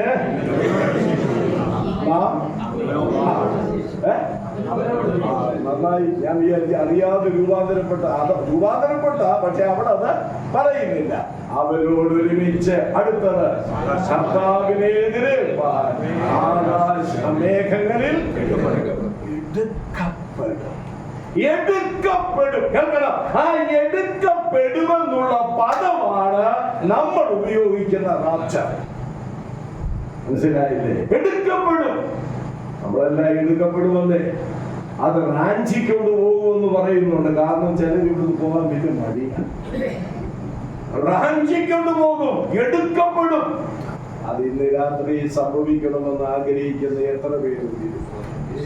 ഞാൻ ആഗ്രഹിക്കും. ഇന്ന് രാത്രി എടുക്കപ്പെട്ടിരുന്നെങ്കിൽ വളരെ നന്നായി. ഞാൻ എല്ലായിടത്തും പറയുന്ന ഒരു കാര്യം, കുമ്മനാട്ട് പറഞ്ഞു എന്ന് എനിക്ക് അറിഞ്ഞുകൂടാ, എല്ലായിടത്തും പറയുന്ന ഒരു കാര്യമുണ്ട്. ഈ നിങ്ങളെ പോലെ ഞാൻ ഇങ്ങനെ ഇടയ്ക്കിടയ്ക്ക് ഇങ്ങനെ ദിവസം ഈ പ്രാർത്ഥിച്ചിട്ട് ഏറ്റവും ഒടുവിലത്തെ പ്രാർത്ഥന ബെഡിലൂടെ കിടക്കുമ്പോഴാണ് ഇങ്ങനെ. അത് ചിലപ്പോൾ 1 മണിയോ അല്ലെങ്കിൽ 12:30-ക്കോ 11 മണിക്കോ ഒക്കെ ആയിരിക്കും വായനയൊക്കെ കഴിഞ്ഞു പോയി കിടക്കുന്നത്. പക്ഷെ ഒറ്റ വാചകത്തിലെ അന്ന് ഒന്നേരം പ്രാർത്ഥിക്കുന്നത്, കർത്താവേ, ഇന്ന് രാത്രിയിൽ അങ്ങയുടെ വരവിനാലോ എന്റെ മരണം കൊണ്ടോ ഞാൻ അങ്ങയോടുകൂടെ ആകുമെന്ന പ്രതീക്ഷയിൽ ഞാൻ കിടക്കയിലേക്ക്. നമ്മൾ ഒരു കാര്യം വേണേൽ പറയാം, കർത്താവേ, ഇന്ന് രാത്രിയിൽ അങ്ങ് വന്നാൽ അങ്ങോട്ടങ്ങ് വരാം. വന്നില്ലെങ്കിൽ പ്രഭാതത്തിൽ എഴുന്നേറ്റ് നിന്നെ സ്തുതിപ്പാൻ ഞാൻ ഒരിക്കൽ പോലും അത് പ്രാർത്ഥിക്കുകയല്ല സഹോദരന്മാരെ. കർത്താവേ, ഇന്ന് രാത്രിയിൽ അങ്ങയുടെ വരവ് കൊണ്ടോ എന്റെ മരണം കൊണ്ടോ ഞാൻ അങ്ങയോടുകൂടെ ആകുമെന്ന പ്രതീക്ഷയിൽ ഞാൻ എന്റെ കിടക്കയിലേക്ക് പോകും. ഇവിടെ കുറെ കാലം ജീവിച്ചിട്ട് എന്നാ സാധിക്കാനാ പറ, എന്നാ സാധിക്കാൻ? ഇനി എന്നാ പിടിക്കാനാ വെട്ടി? കുറെ വെട്ടിയല്ലോ മോനെ, അതും വല്ലതും കൊണ്ടുവരുന്നു ഒക്കെ ഒരു വലിയ വിഷയമാണ്. കൊണ്ടുപോകാൻ പറ്റുമോ? അതുകൊണ്ട് ആ കൊച്ചിനെ ചികിത്സയ്ക്ക് കുറെ കാശ് കൊടുത്തേച്ചു പോകും. ഇപ്പൊ 2-3 ദിവസമായിട്ട് അത് പറയും, പ്രതിഫലം കിട്ടും. പോക്കറ്റിൽ കിടക്കുന്നത് തിരിച്ചു കൊണ്ടുപോകുന്നത് കൊടുത്തേച്ചു പോകും, അതിന് പ്രതിഫലമുണ്ട്. അല്ലാത്തതൊന്നും കൊണ്ടുപോകാനൊക്കെ. കഴിഞ്ഞ ദിവസം ഒരു പാസ്റ്റർ എനിക്ക് രസം തോന്നി. അയാൾ പറഞ്ഞു, ആകെ കൊണ്ടുപോകുന്നത് കണ്ണടയാണ്, ആകെ കൊണ്ടുപോകുന്നത് കണ്ണടയാണ്. ശരി, എല്ലാവർക്കും എന്ത് വെച്ചു കൊടുത്തു? അച്ഛൻ്റെ കണ്ണട വെച്ചോന്നായി. അച്ഛൻ എന്നെ ശവക്കുഴി പോയി വേറെ ദിവസം അല്ല. കാരണം ഇത് അവിടെ ഇരുന്നാൽ ഒരു ബാധ്യതയാണ്. ഇതാരാ ഉപയോഗിക്കാനുള്ളത് അവിടെ? ഇനി ഇത് ഉപയോഗിച്ച പേടിയുമോ? അച്ഛൻ ഇതിലൂടെ വരുമോ എന്നുള്ള പേടി. അപ്പൊ ഞാൻ പറഞ്ഞത് നിങ്ങൾ മനസ്സിലാക്കണം, ഇത് കൊണ്ടുപോകാം, അല്ലാതൊന്നും കൊണ്ടുപോകാൻ പറ്റുകയില്ല. നാം എടുക്കപ്പെടും, നാം എടുക്കപ്പെടും. അങ്ങനെ ദൈവസഭ എടുക്കപ്പെട്ടതിന് ശേഷം മാത്രമേ ഈ ബ്രാക്കറ്റ് വീരീട് തീരുകയുള്ളൂ.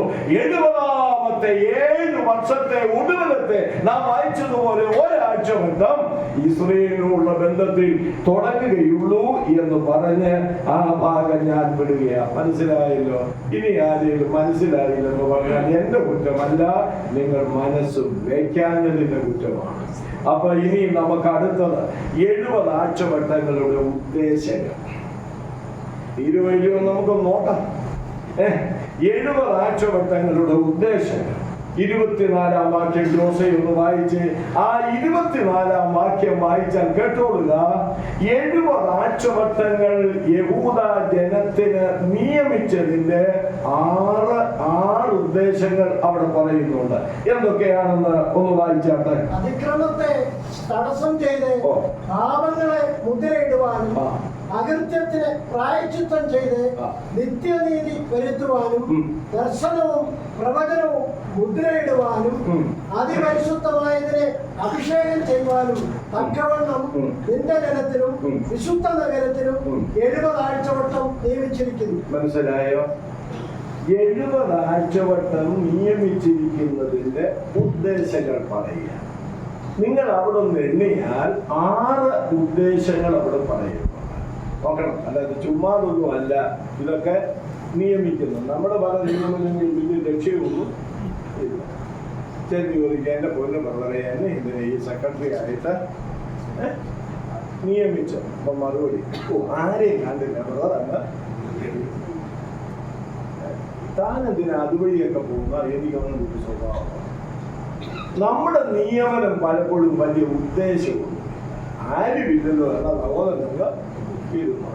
ചിലർ ഈ ഫോൺ ചെയ്താലും ഉദ്ദേശമൊന്നുമില്ല കേട്ടോ. നമ്മൾ വലിയ തിരക്കിലിരിക്കുമ്പോഴാണ് ഫോൺ. എന്നാ വേറെ വിളിച്ചാൽ ചുമ്മാ വിളിച്ചത്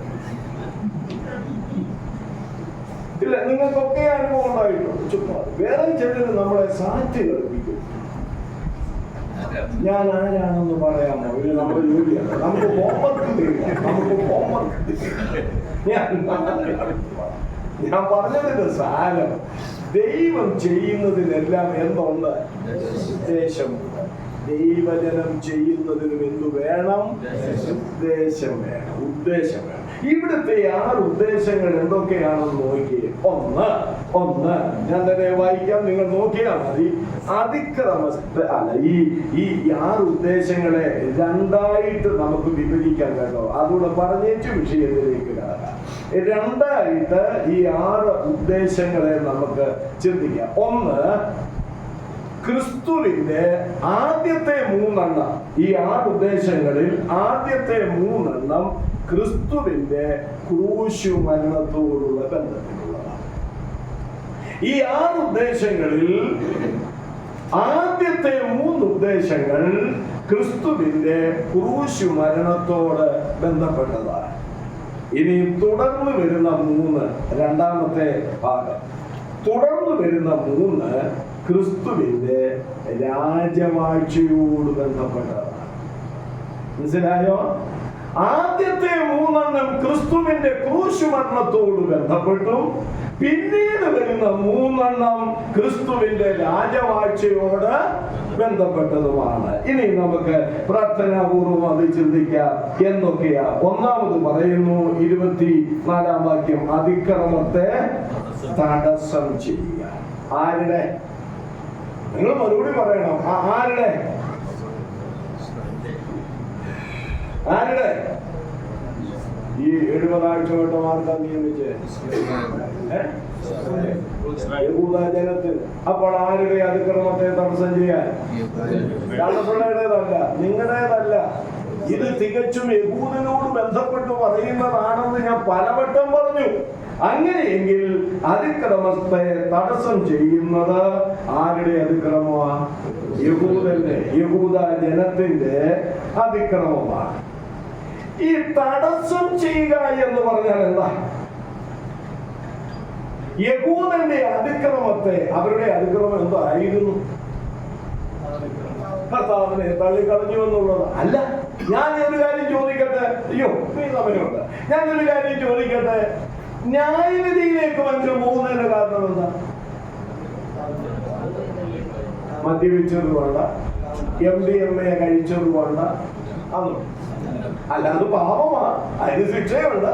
പക്ഷേ മൊത്തത്തിലുള്ള ശിക്ഷയെ കുറിച്ച് പറയുന്നത് കേക്ക്. യോഹന്നാൻ 3:18, പുത്രനിൽ വിശ്വസിക്കുന്നവന് നിത്യജീവനുണ്ട്, തന്റെ ഏകജാതനായ പുത്രന്റെ നാമത്തിൽ വിശ്വസിക്കായികയാൽ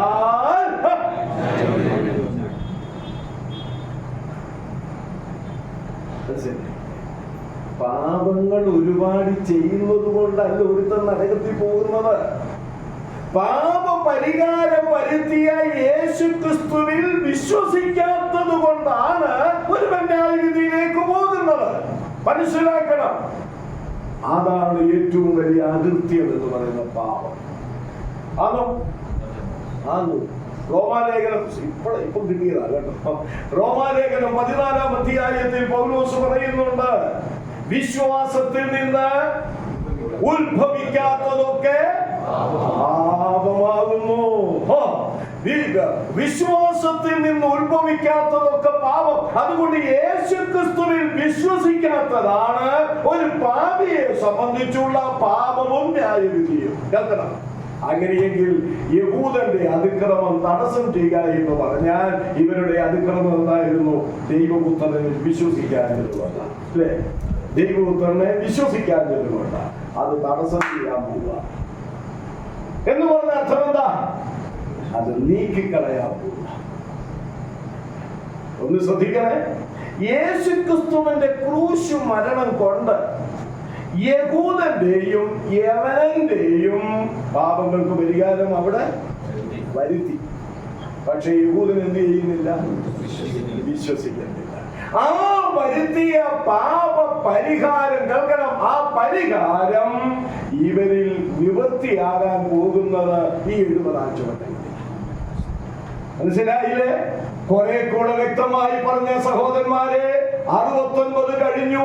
ഇനിയും വരാൻ പോകുന്ന 70-ാമത്തെ ആഴ്ചവട്ടം, ആ ഒടുവിലത്തെ 7 വർഷം എന്ന് പറയുന്നത് യഹൂദനെ സംബന്ധിച്ച് അവന്റെ പാപത്തിന് എന്ത് ചെയ്യാൻ പോവുക?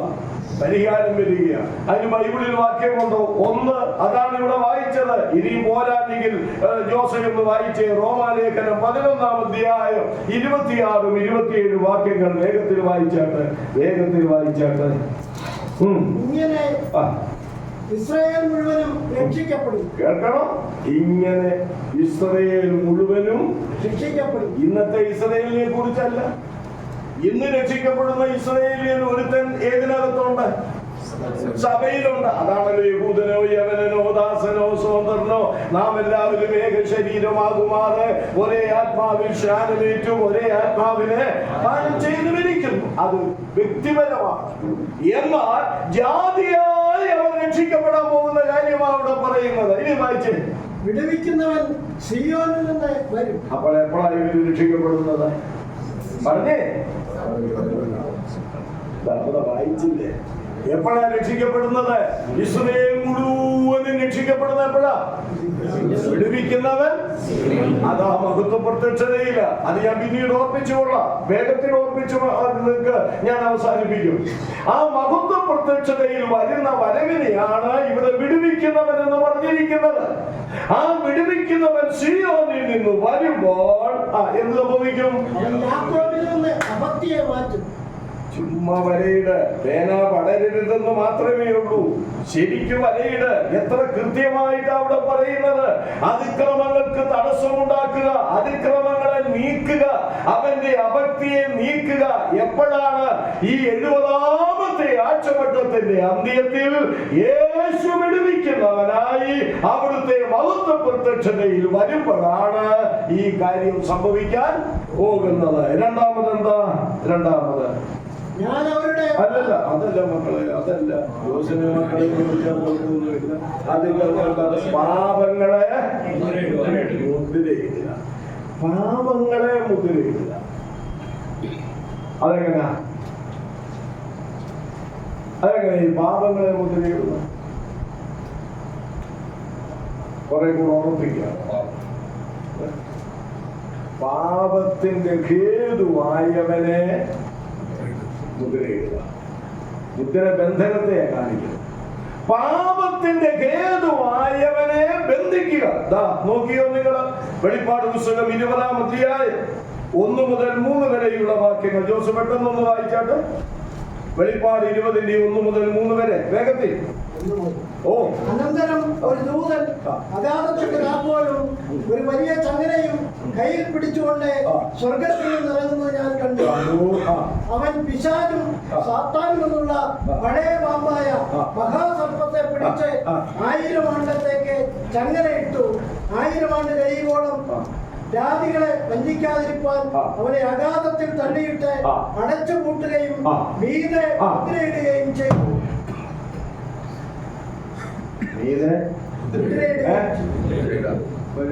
പറഞ്ഞ തെറ്റുണ്ടോ? മീതെ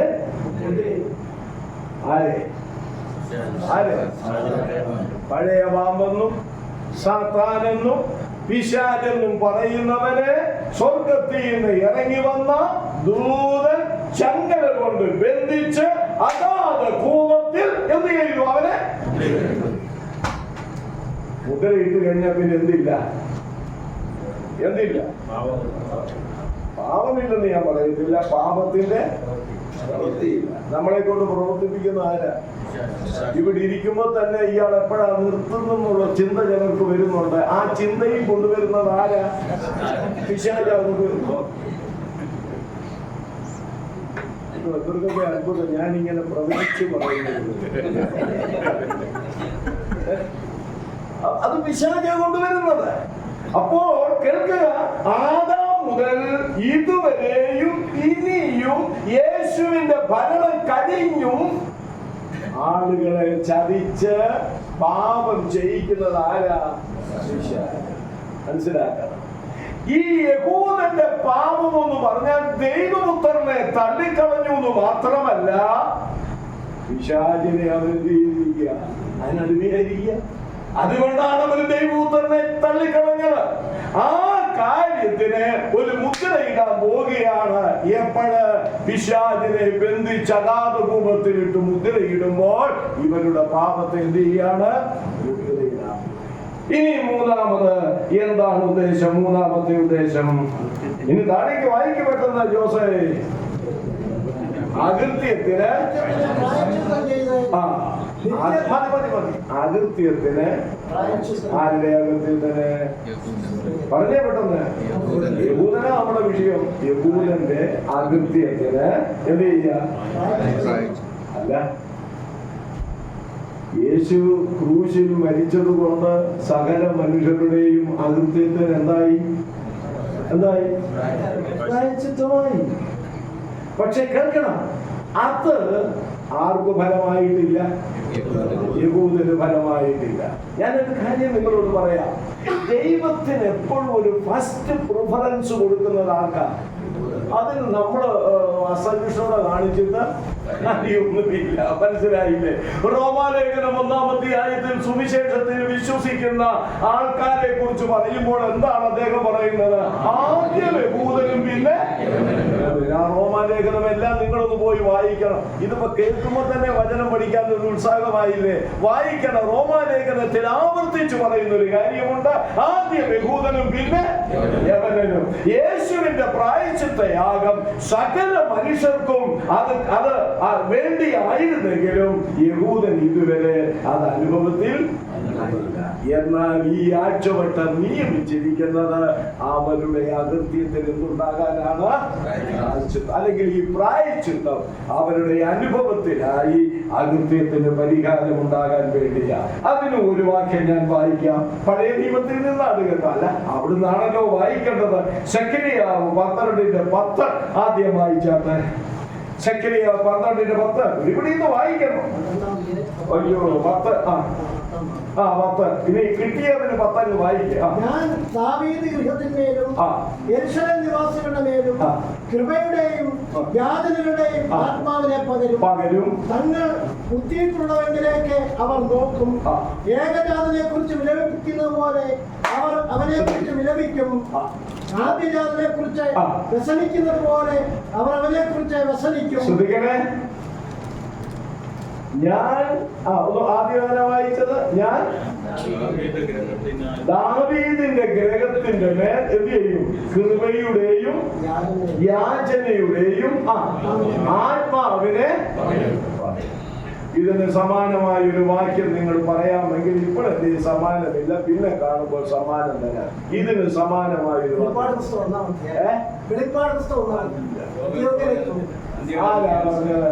സമാധാനം കാണുമ്പോൾ അവിടെ യോവേൽ പ്രവചനത്തിലുണ്ട്. അന്ത്യകാലത്ത് സകല ജഡത്തിന്മേലും എന്റെ ആത്മാവിനെ പകരും. ഇന്ന് ചില കൂട്ടരത് അവരുടേതാണ് പറയുന്നത്. കണ്ടില്ലേ കത്തോലിക്കം പറയുന്നത്? കണ്ടില്ലേ യാക്കോബക്കാരൻ പറയുന്നത്? സകല ജഡത്തിന്റെ മേലും. എന്റെ ദൈവമേ, ഇത് ചക്കയാണോ മാങ്ങയാണെന്ന് പോലും അറിയാതെ വെറുതെ വിവരക്കേട് വിളിച്ച് പറയുക. യോവേൽ പ്രവചനം എന്ന് പറയുന്നത് മുഴുവൻ യഹൂദനും ജാതികൾക്കും ഊന്നൽ കൊടുത്തുകൊണ്ട് എഴുതിയിരിക്കുന്നതാണ്. അവിടെ യഹൂദന്റെ ഭാവിയെ കുറിച്ചാണ് പറഞ്ഞിരിക്കുന്നത്. സകല ജഡത്തിന്റെ മേലും എന്റെ ആത്മാവിനെ പകരുമെന്ന് പറഞ്ഞിരിക്കുന്നത് ഇസ്രായേലിനോടുള്ള ബന്ധത്തില. അപ്പൊ നിങ്ങൾക്കൊരു ചോദ്യം ചോദിക്കാം. നിങ്ങളുടെ മനസ്സിൽ ആ ചോദ്യം വന്നില്ലെങ്കിൽ ഞാൻ ചോദിപ്പിക്കാം. എന്നാ ചോദ്യം? അങ്ങനെയാണെങ്കിൽ സഹോദരൻ, അപ്പോസ്തല പ്രവൃത്തി 2-ാം അധ്യായത്തിൽ പത്രോസ് പ്രസംഗിക്കുമ്പോൾ ഈ വാക്യം ഇങ്ങനത്തെ ഉപദേശിയുടെ സംശയം ഉണ്ടാക്കി കൊടുക്കുന്നത്. സകല ജഡത്തിന്റെ മേലും എന്റെ ആത്മാവിനെ പകരുമെന്ന് പുള്ളി അവിടെ ഉദ്ധരിച്ചപ്പോൾ ഇക്കാലത്തെ അല്ല. കേൾക്കണം. പ്രവചനം എന്ന് പറയുമ്പോൾ 2 കാല നിവർത്തിയുണ്ട്. മനസ്സിലായില്ലേ? ഒന്ന്, ആ പ്രവചനത്തിന്റെ അപൂർണ നിവർത്തി. 2, പ്രവചനത്തിന്റെ പൂർണ്ണമായ നിവർത്തി. പെന്തക്കോസ്ത് നാളിൽ ദൈവത്തിന്റെ പരിശുദ്ധാത്മാവ് വാഗ്ദത്ത പ്രകാരം സിഹിയോൻ മാളികയിലേക്ക് വന്ന് അവിടെ ആത്മസ്നാനം നടന്ന ദൈവസഭ പിറവിയെടുത്തത് ആ പറഞ്ഞ വചനത്തിന്റെ ഭാഗികമായ നിവർത്തി. പക്ഷേ അതിന്റെ പൂർണ്ണമായ നിവൃത്തിയും കേൾക്കണം, ആശ്ചര്യമായ നിവൃത്തിയിൽ നടക്കുന്നത് ഭാവിയിലാണ്. യഹൂദനോടുള്ള ബന്ധത്തിൽ അതിന്റെ തെളിവെന്താണ്? ഈ കൃപയുടെയും യാചനയുടെയും ആത്മാവിനെ പകരുമ്പോൾ സംഭവിക്കുന്നത് എന്താ? അവർ കുത്തിയവങ്കിലേക്ക് ഇസ്രായേലിനെ കുറിച്ച് അതെവിടെ എഴുതി വെച്ചിട്ടുണ്ട്?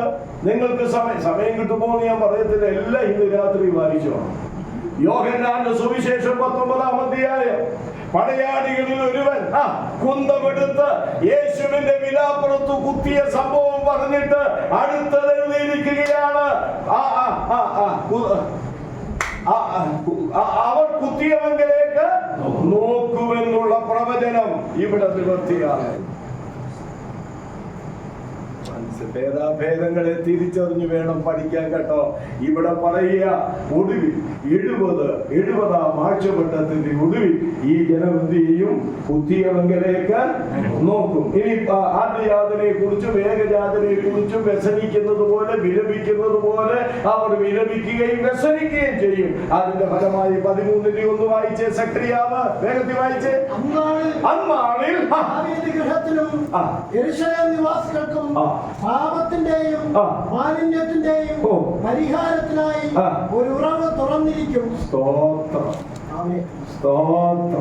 അവിടെ എഴുതിയിരിക്കുക, അകൃത്യത്തിന് പ്രായശ്ചിത്തം കുത്തിയവങ്കിലേക്ക് നോക്കി നിലവിളിക്കുമ്പോൾ അവർക്ക് വേണ്ടി, ദാവീദ് ഗൃഹത്തിന് വേണ്ടി, ഇസ്രായേലിന് വേണ്ടി പാപത്തെ എങ്ങനെ എഴുതിയിരിക്കുന്ന പാപപരിഹാരത്തിന്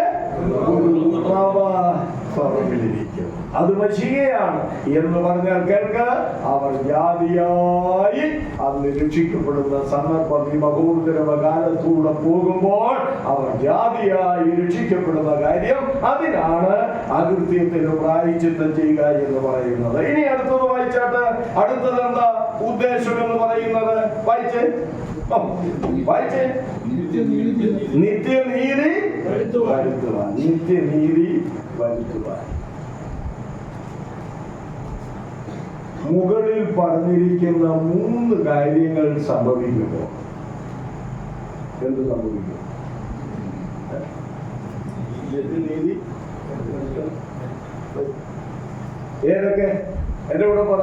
അതിക്രമത്തെ തടസ്സം ചെയ്യുമ്പോൾ, പാവങ്ങളെ മുൻപിലിടുമ്പോൾ, അകൃത്യത്തിന് പ്രായശ്ചിത്തം വരുമ്പോൾ, ദൈവവചന പ്രകാരം എന്തുണ്ടാകുന്നു? എന്തെടുക്കുക?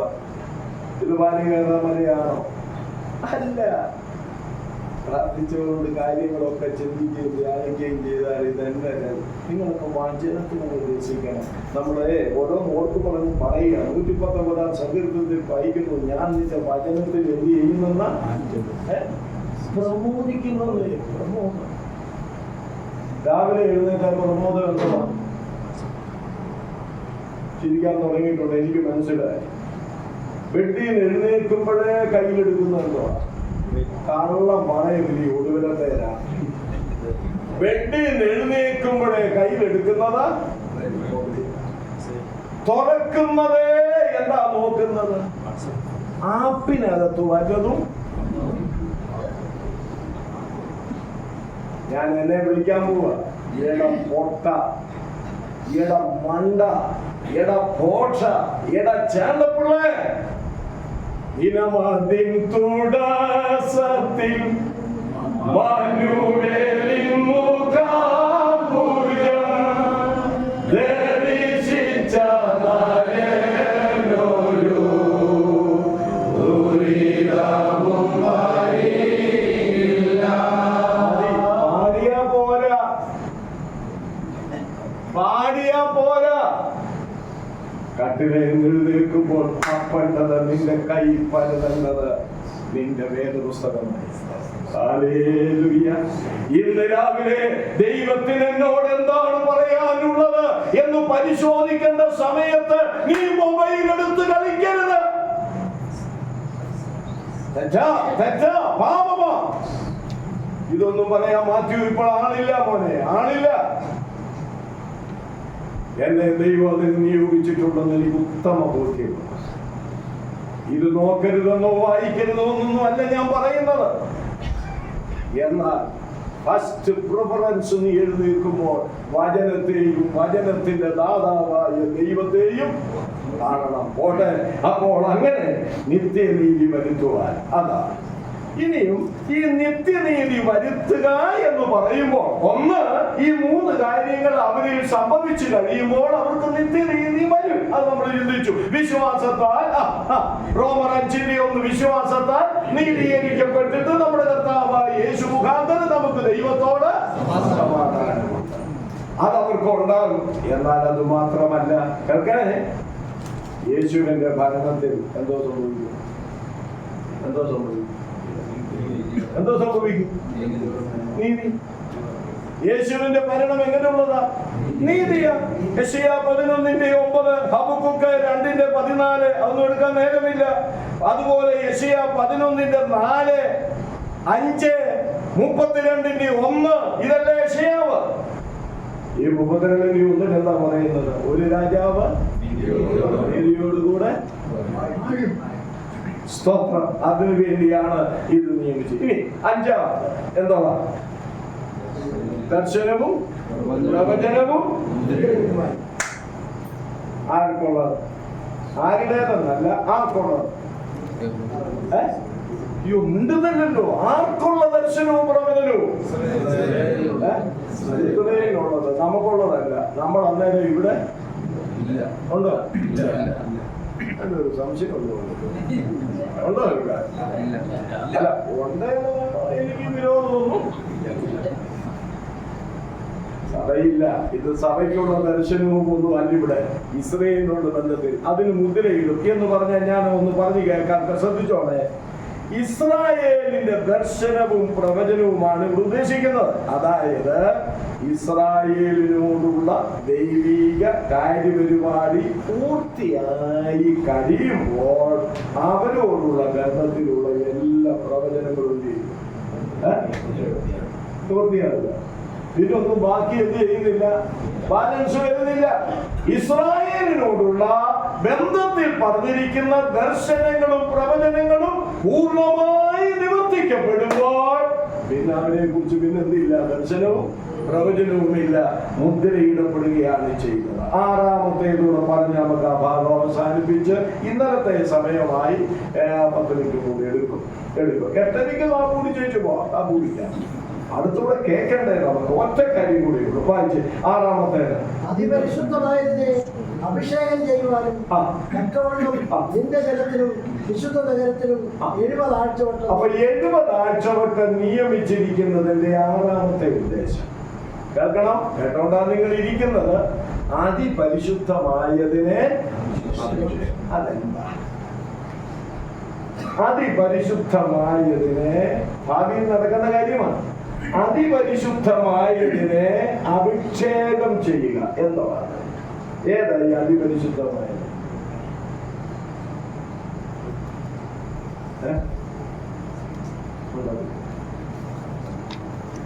പലരും വിചാരിച്ചിരിക്കുന്നത് കർത്താവിനെ കുറിച്ചാണ്. അല്ല, കർത്താവ് ഓൾറെഡി ആരാണ്? അഭിഷക്തരാ. പിന്നെ പ്രത്യേകിച്ച് ഒന്നും കൂടെ വേറെ ചില ആളുകൾ പറയുന്ന പോലെ നേരത്തെ ഉണ്ടായിരുന്നത് പോയി, ഇനി നമുക്ക് രണ്ടാമത്. ഇത് അതിപരിശുദ്ധമായവനെ എന്നല്ല പറഞ്ഞിരിക്കുന്നത്, അതിപരിശുദ്ധമായവനെ. അപ്പോൾ ഒരു വ്യക്തിയല്ലെന്നുള്ളത് വ്യക്തം. അപ്പോൾ പിന്നെ എന്തായിരിക്കണം കേട്ടോ? സഹസ്രാബ്ദ കാലത്ത് പണിയപ്പെടാൻ പോകുന്ന ദൈവാലയത്തെ കുറിച്ചാണ് ഇവിടെ ഉദ്ദേശിക്കുന്നത്. ഞാനത് തെളിയിച്ചു തരാം. അതായത് നിങ്ങൾ ഇപ്പൊ നമുക്ക് നേരമില്ല, നിങ്ങൾ അതും വീട്ടിച്ചത് വാങ്ങിച്ചോളാം. എഗസ്കേൽ പ്രവചനം ഈ ഒരു വർഷം, കഴിഞ്ഞ വർഷമാണ് അത് വായിച്ചായിരുന്നു. ഈ വർഷം തുടങ്ങിയതേ ഉള്ളൂ. കഴിഞ്ഞ വർഷമെങ്ങാണ് അത് വായിക്കാത്തവരുണ്ട്. എഗസ്കേൽ അതോ തുപ്പല് തോപ്പിനി എന്റെ പേരൊക്കെ മറിക്കണം.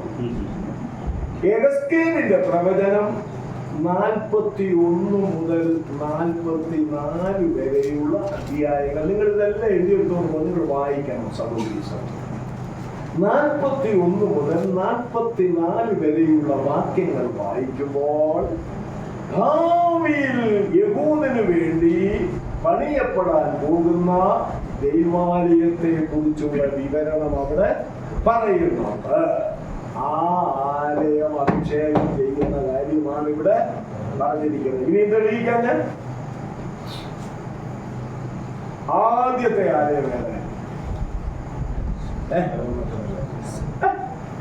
ആദ്യത്തെ ആലയം എനിക്ക് ജനത്തോടുകൂടെ വസിക്കേണ്ടതിന് അതെന്തായിരുന്നു? സമാഗമന കൂടാരം. കേൾക്കണേ നിങ്ങൾ, സമാഗമന കൂടാരം. സമാഗമന കൂടാരത്തിന്റെ പണി കഴിഞ്ഞിട്ട് ആ കൂടാരത്തെ അഭിഷേകം ചെയ്യും. ലേവിയ പുസ്തകം 8-ാം അധ്യായം 10-ാം വാക്യം. ആ കൂടാരത്തെ എന്ത് ചെയ്തു? അഭിഷേകം ചെയ്തു.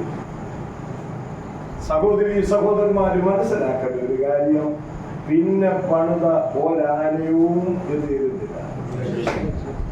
നിങ്ങൾ നോക്കൂ, ശലോമോന്റെ ദൈവാലയമായാലും അതിനുശേഷം വന്ന പ്രവാസം കഴിഞ്ഞേച്ചു വന്നു പണിത ദൈവാലയമാണേലും ഹേരോദാവ് പണിത ദൈവാലയമാണെങ്കിലും ഇനി മഹോന്നതരവ കാലത്ത് അത് ഇതുമായിട്ട് ബന്ധപ്പെട്ടതല്ല. ഇനി അതെല്ലാന്ന് ചോദിച്ചുകൊണ്ട് എന്റെ അടുക്ക വരരുത്, അത് വെളിപ്പാട് പുസ്തകം പഠിക്കുമ്പോഴേ മനസ്സിലാകുകയുള്ളൂ.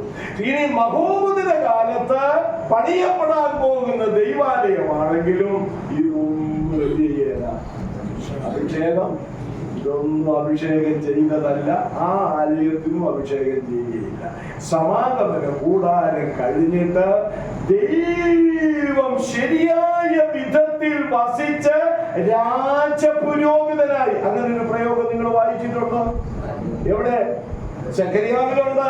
രാജപുരോഹിതനായി, രാജാവ് പുരോഹിതനുമായി അവിടുന്ന് ദൈവാലയത്തിൽ വാഴാൻ പോവുകയാണ് നമ്മുടെ യേശു. ആ ദൈവാലയ സഹസ്രാബ്ദ കാലത്തെയാണ്. അതിന് എന്തുണ്ട്? അതിനെന്തുണ്ട്? അഭിഷേകമുണ്ട്. അതാണ് ഇവിടെ പറഞ്ഞിരിക്കുന്നത്. അതിപരിശുദ്ധമായതിനെ അഭിഷേകം.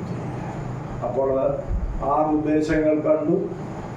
എന്റെ ബലത്തിനനുസരിച്ചു, എനിക്ക് തന്ന കൃപയ്ക്കനുസരിച്ചു ഈ 6 ഉദ്ദേശങ്ങൾ ആവോളം ചെയ്തു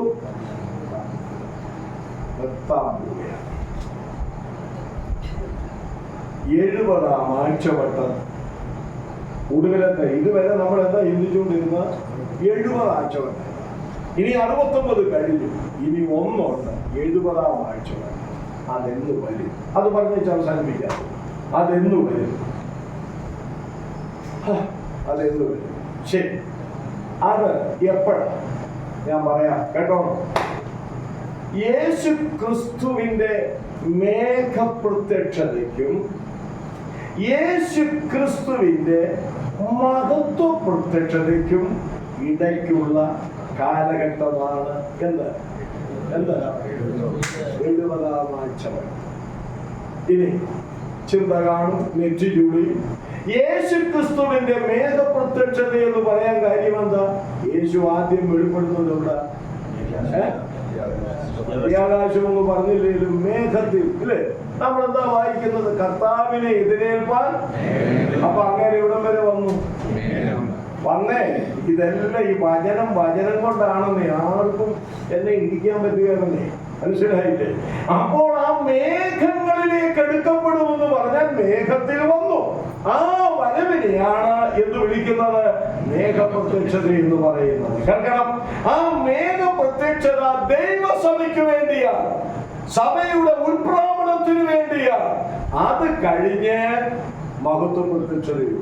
പക്ഷേ മഹത്വ പ്രത്യക്ഷത നടക്കണമെങ്കിൽ 70-ാമത്തെ ആഴ്ചവട്ടം വരണം, തീരണം. 70-ാം ആഴ്ചവട്ടം സഭയുടെ ഉൾപ്രാവണത്തിന് ശേഷം വരണം. അതിന്റെ 7 വർഷത്തിന്റെ ഒടുവിലാണ് യേശുക്രിസ്തുവിന്റെ മഹത്വ പ്രത്യക്ഷത എന്ന് പറയുന്നത്. ഞാൻ അതിങ്ങനെയും കൂടെ പറഞ്ഞ് മനസ്സിലാക്കി അവസാനിപ്പിക്കാൻ പോവുക. മേഘപ്രത്യക്ഷത എന്നുള്ളത് സഭയോടുള്ള ബന്ധത്തിലും മഹത്വ പ്രത്യക്ഷത എന്നുള്ളത് ഇസ്രായേലിനോടുള്ള പ്രശ്നം തീർന്നല്ലോ. അങ്ങനെ 2 ഘട്ടങ്ങളുടെ ഇടയിലുള്ള 7 വർഷമാണ് ഈ 70-ാമത്തെ ആഴ്ചവട്ടം നടക്കുന്നത്. ഒരു കാര്യം കൂടെ പറയാം, എനിക്ക് വീട്ടിൽ പോകുമ്പോൾ ഒരു തൃപ്തി വേണ്ടേ? ഇനി മേഘപ്രത്യക്ഷ സുവിശേഷതയ്ക്ക് പുതിയ നിയമത്തിൽ കൊടുത്തിരിക്കുന്ന ഒരു പദമുണ്ട്, ക്രിസ്തുവിന്റെ നാൾ. ക്രിസ്തുവിന്റെ നാൾ. ഫിലിപ്പി ലേഖനം 1:10 ക്രിസ്തുവിന്റെ നാളിലേക്ക് നിങ്ങൾ എങ്ങനെയുള്ളവരാകരുത്, എങ്ങനെയുള്ളവരായിരിക്കണം? ഇടർച്ചയില്ലാത്തവരായി, നിർമ്മലരും, അങ്ങനെ എഴുതിയിരിക്കും, നിർമ്മലരും ഇടർച്ചയില്ലാത്തവരുമാകുകയും. ഏതിലേക്ക്? ക്രിസ്തുവിന്റെ നാളിലേക്ക്. അപ്പോൾ തന്നെ വേറൊരു നാളുണ്ട്, കർത്താവിന്റെ നാൾ, കർത്താവിന്റെ ദിവസം. അതെവിടെയാ പറഞ്ഞിരിക്കുന്നത്? വാക്യം മാത്രം പറയാം, ഇപ്പോൾ വായിപ്പിക്കാൻ നേരമില്ല.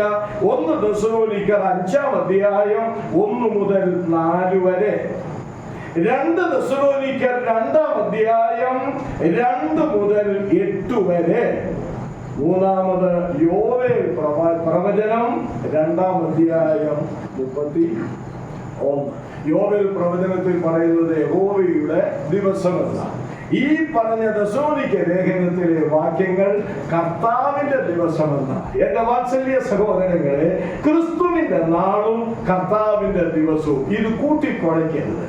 ക്രിസ്തുവിന്റെ നാളെന്ന് പറയുന്നത് സഭയ്ക്ക് വേണ്ടി സഭയുടെ വീണ്ടെടുപ്പ്. കർത്താവിന്റെ ദിവസം, യഹോവയുടെ ദിവസം എന്ന് പറയുന്നത് എന്താണ്? ന്യായവിധിയുടെ ദിവസം, പ്രതികാരത്തിന്റെ ദിവസം. അതാണ് യേശു വായിക്കാതെ മടക്കി കൊടുത്തത്. പ്രതികാരത്തിന്റെ ദിവസം. തമ്മിൽ വ്യത്യാസമുണ്ട്. ഒരു വസ്തുതയുടെ പറഞ്ഞ് ഞാനത് നിർത്തുക. ഈ 2 മേഘപ്രത്യക്ഷതയെ സംബന്ധിച്ചും മഹത്വ പ്രത്യക്ഷതയെ സംബന്ധിച്ചുമുള്ള 2 പ്രതീകങ്ങൾ ഞാൻ പറയാൻ പോവുക. 2 പ്രതീകങ്ങൾ. യേശുവിനെ ഉദയ നക്ഷത്രം എന്ന് പറഞ്ഞിട്ടുണ്ട്. എവിടെ പറഞ്ഞിട്ടുണ്ട്? എങ്ങാണ്ട് പറഞ്ഞിട്ടുണ്ട്. പത്രോസിന്റെ ലേഖനം. ഏത് പത്രോസ്? 2 പത്രോസ് 1-ാം അധ്യായം 19-ാം വാക്യം. എന്താ അവിടെ എഴുതിയിരിക്കുന്നത്? നേരം വെളുക്കുകയും ഉദയ നക്ഷത്രം ഉദിക്കുകയും ചെയ്യുവോളം ഇരുണ്ട സ്ഥലത്ത് പ്രകാശിക്കുന്ന വിളക്ക് പോലെ അതിനെ നമ്മുടെ ഹൃദയങ്ങളിൽ കരുതിക്കൊണ്ടാൽ നല്ലത്. പ്രവചനവാക്യങ്ങള്. അവിടെ ഉദയ നക്ഷത്രം എന്ന് യേശുവിനെ പറയുക. ഇനി വെളിപ്പാട് പുസ്തകം 2-ാം അധ്യായം 18-ാം വാക്യത്തിലും യേശുവിനെ ഉദയ നക്ഷത്രം, 28-ാം വാക്യം. വെളിപ്പാട് 2:28 യേശുവിനെ ഉദയ നക്ഷത്രം എന്ന് അവിടെ പറഞ്ഞിട്ടുണ്ട്. ഇനി ഏറ്റവും ഒടുവിലായി വെളിപ്പാട് പുസ്തകം 22-ാം അധ്യായം 16-ാം വാക്യത്തിലും എന്ന് പറഞ്ഞിട്ടുണ്ട് ഉദയ നക്ഷത്രം. അപ്പോൾ യേശുവിന് പ്രതീകമായി പറഞ്ഞിരിക്കുന്നതാണ് ഉദയ നക്ഷത്രം. മറ്റൊന്നുകൂടെ പറഞ്ഞിട്ടുണ്ട്, നീതി സൂര്യൻ. അതിവിടെ പറഞ്ഞു നമുക്കെല്ലാവർക്കും അറിയാം. എവിടെ പറഞ്ഞിരിക്കുന്നത്? മലാക്കി പ്രവാചകന്റെ പുസ്തകം 4-ാം അധ്യായം 2-ാം വാക്യം. നീതി സൂര്യൻ. കേൾക്കണേ, ഉദയ നക്ഷത്രമായി യേശു വെളിപ്പെടാൻ പോകുന്നത് സഭയ്ക്ക് വേണ്ടിയാണ്. നീതി സൂര്യനായി യേശു വെളിപ്പെടാൻ പോകുന്നത് ഇസ്രായേലിന് വേണ്ടിയാണ്. മനസ്സിലായില്ലേ? ഇനി ഇതിലാദ്യം ഏതാ? കണ്ടിട്ടുണ്ടോ? ഇല്ല. അവിടെ പങ്കാളത്ത് എഴുന്നേറ്റ ഉദയ നക്ഷത്രം. അതാണ് ആദ്യം ഉദിക്കുന്നത്. അതെല്ലാവരും കൊണ്ട് പറഞ്ഞേ, ഇവിടെ പോകുന്ന കൈ ഉയർത്താം. ഉദയ നക്ഷത്രം കണ്ടിട്ടുള്ളവർ കൈ ഉയർത്താൻ പറഞ്ഞ ഒരു നല്ല പങ്ക് ഉയർത്തിയാൽ കണ്ടിട്ടില്ല.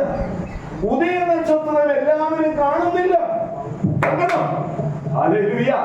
യേശു മേഘപ്രത്യക്ഷതയിൽ സഭയ്ക്ക് വേണ്ടി ഉദയ നക്ഷത്രമായി വെളിപ്പെടുമ്പോൾ ലോകമെല്ലാം യേശുവിനെ പിന്നാലെ കാണത്തുള്ളൂ, സഭയെ കാണുകയും. വാക്യമുണ്ട്, ഉണ്ടെന്ന് ഞാൻ അതിനെ പറഞ്ഞു, ചുമ്മാതൊന്നും പറയത്തില്ല. 1 യോഹന്നാൻ 3-ാം അധ്യായം 2-ാം വാക്യം. അവൻ പ്രത്യക്ഷനാകുമ്പോൾ അവനെ താനിരിക്കും പോലെ ലോകം കാണുമെന്നല്ല, നമ്മൾ കാണും. ഉദയ നക്ഷത്രമായി വെളിപ്പെടുന്നത് സഭയ്ക്ക് വേണ്ടിയ, സഭ മാത്രമേ കാണുകയുള്ളൂ. പ്രിയപ്പെട്ടവരെ, 70-ാം ആഴ്ചവട്ടം അതിനുശേഷം ആരംഭിക്കും.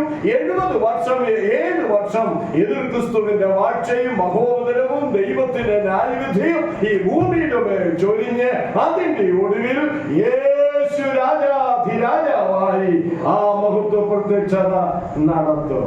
ആ നീതി സൂര്യനായി ഇസ്രായേലിന് വേണ്ടി വരും. അത് ആരാണ്? നീതി സൂര്യനായി വരുമ്പോൾ ആര് കാണും?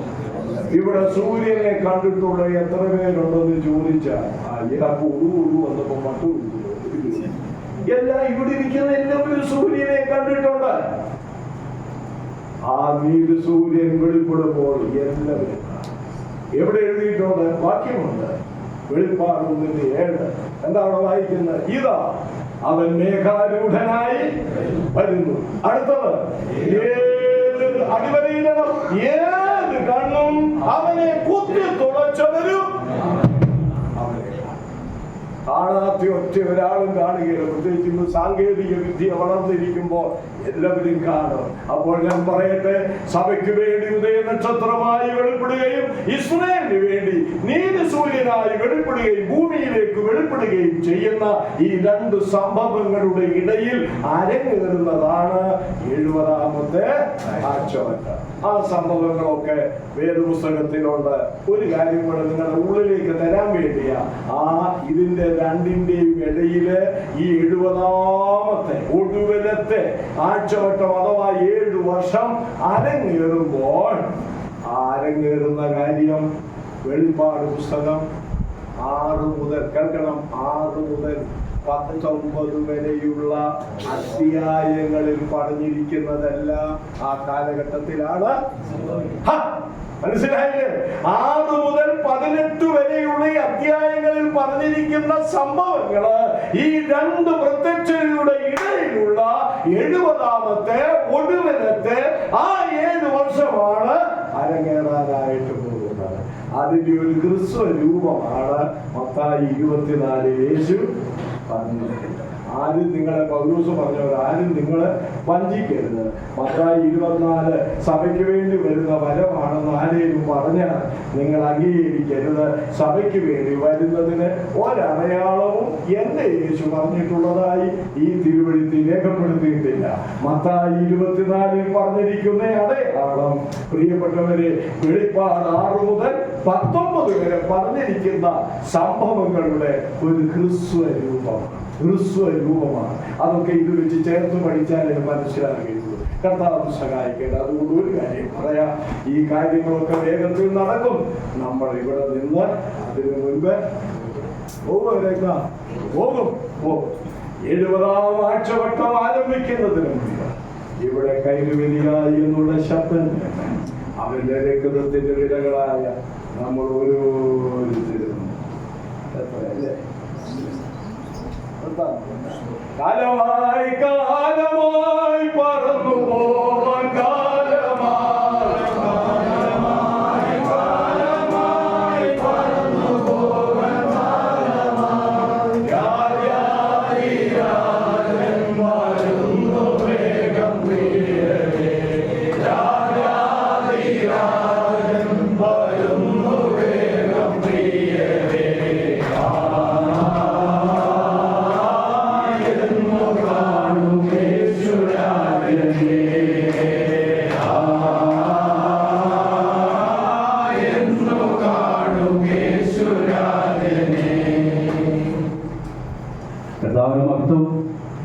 വളരെ അനുഗ്രഹീതമായ ചില മണിക്കൂറുകൾ ദൈവം നമുക്ക് ഒരുമിച്ച് തന്നു. തിങ്കളാഴ്ച വൈകിട്ട് മുതലുള്ള ഈ സമയം ഇവിടെ കടന്നു പോകുന്ന ക്ലാസ്സിൽ സംബന്ധിച്ച എല്ലാവരോടുമുള്ള ബന്ധത്തിൽ വളരെ അനുഗ്രഹീത ദിവസങ്ങളായിരുന്നു, സമയമായി.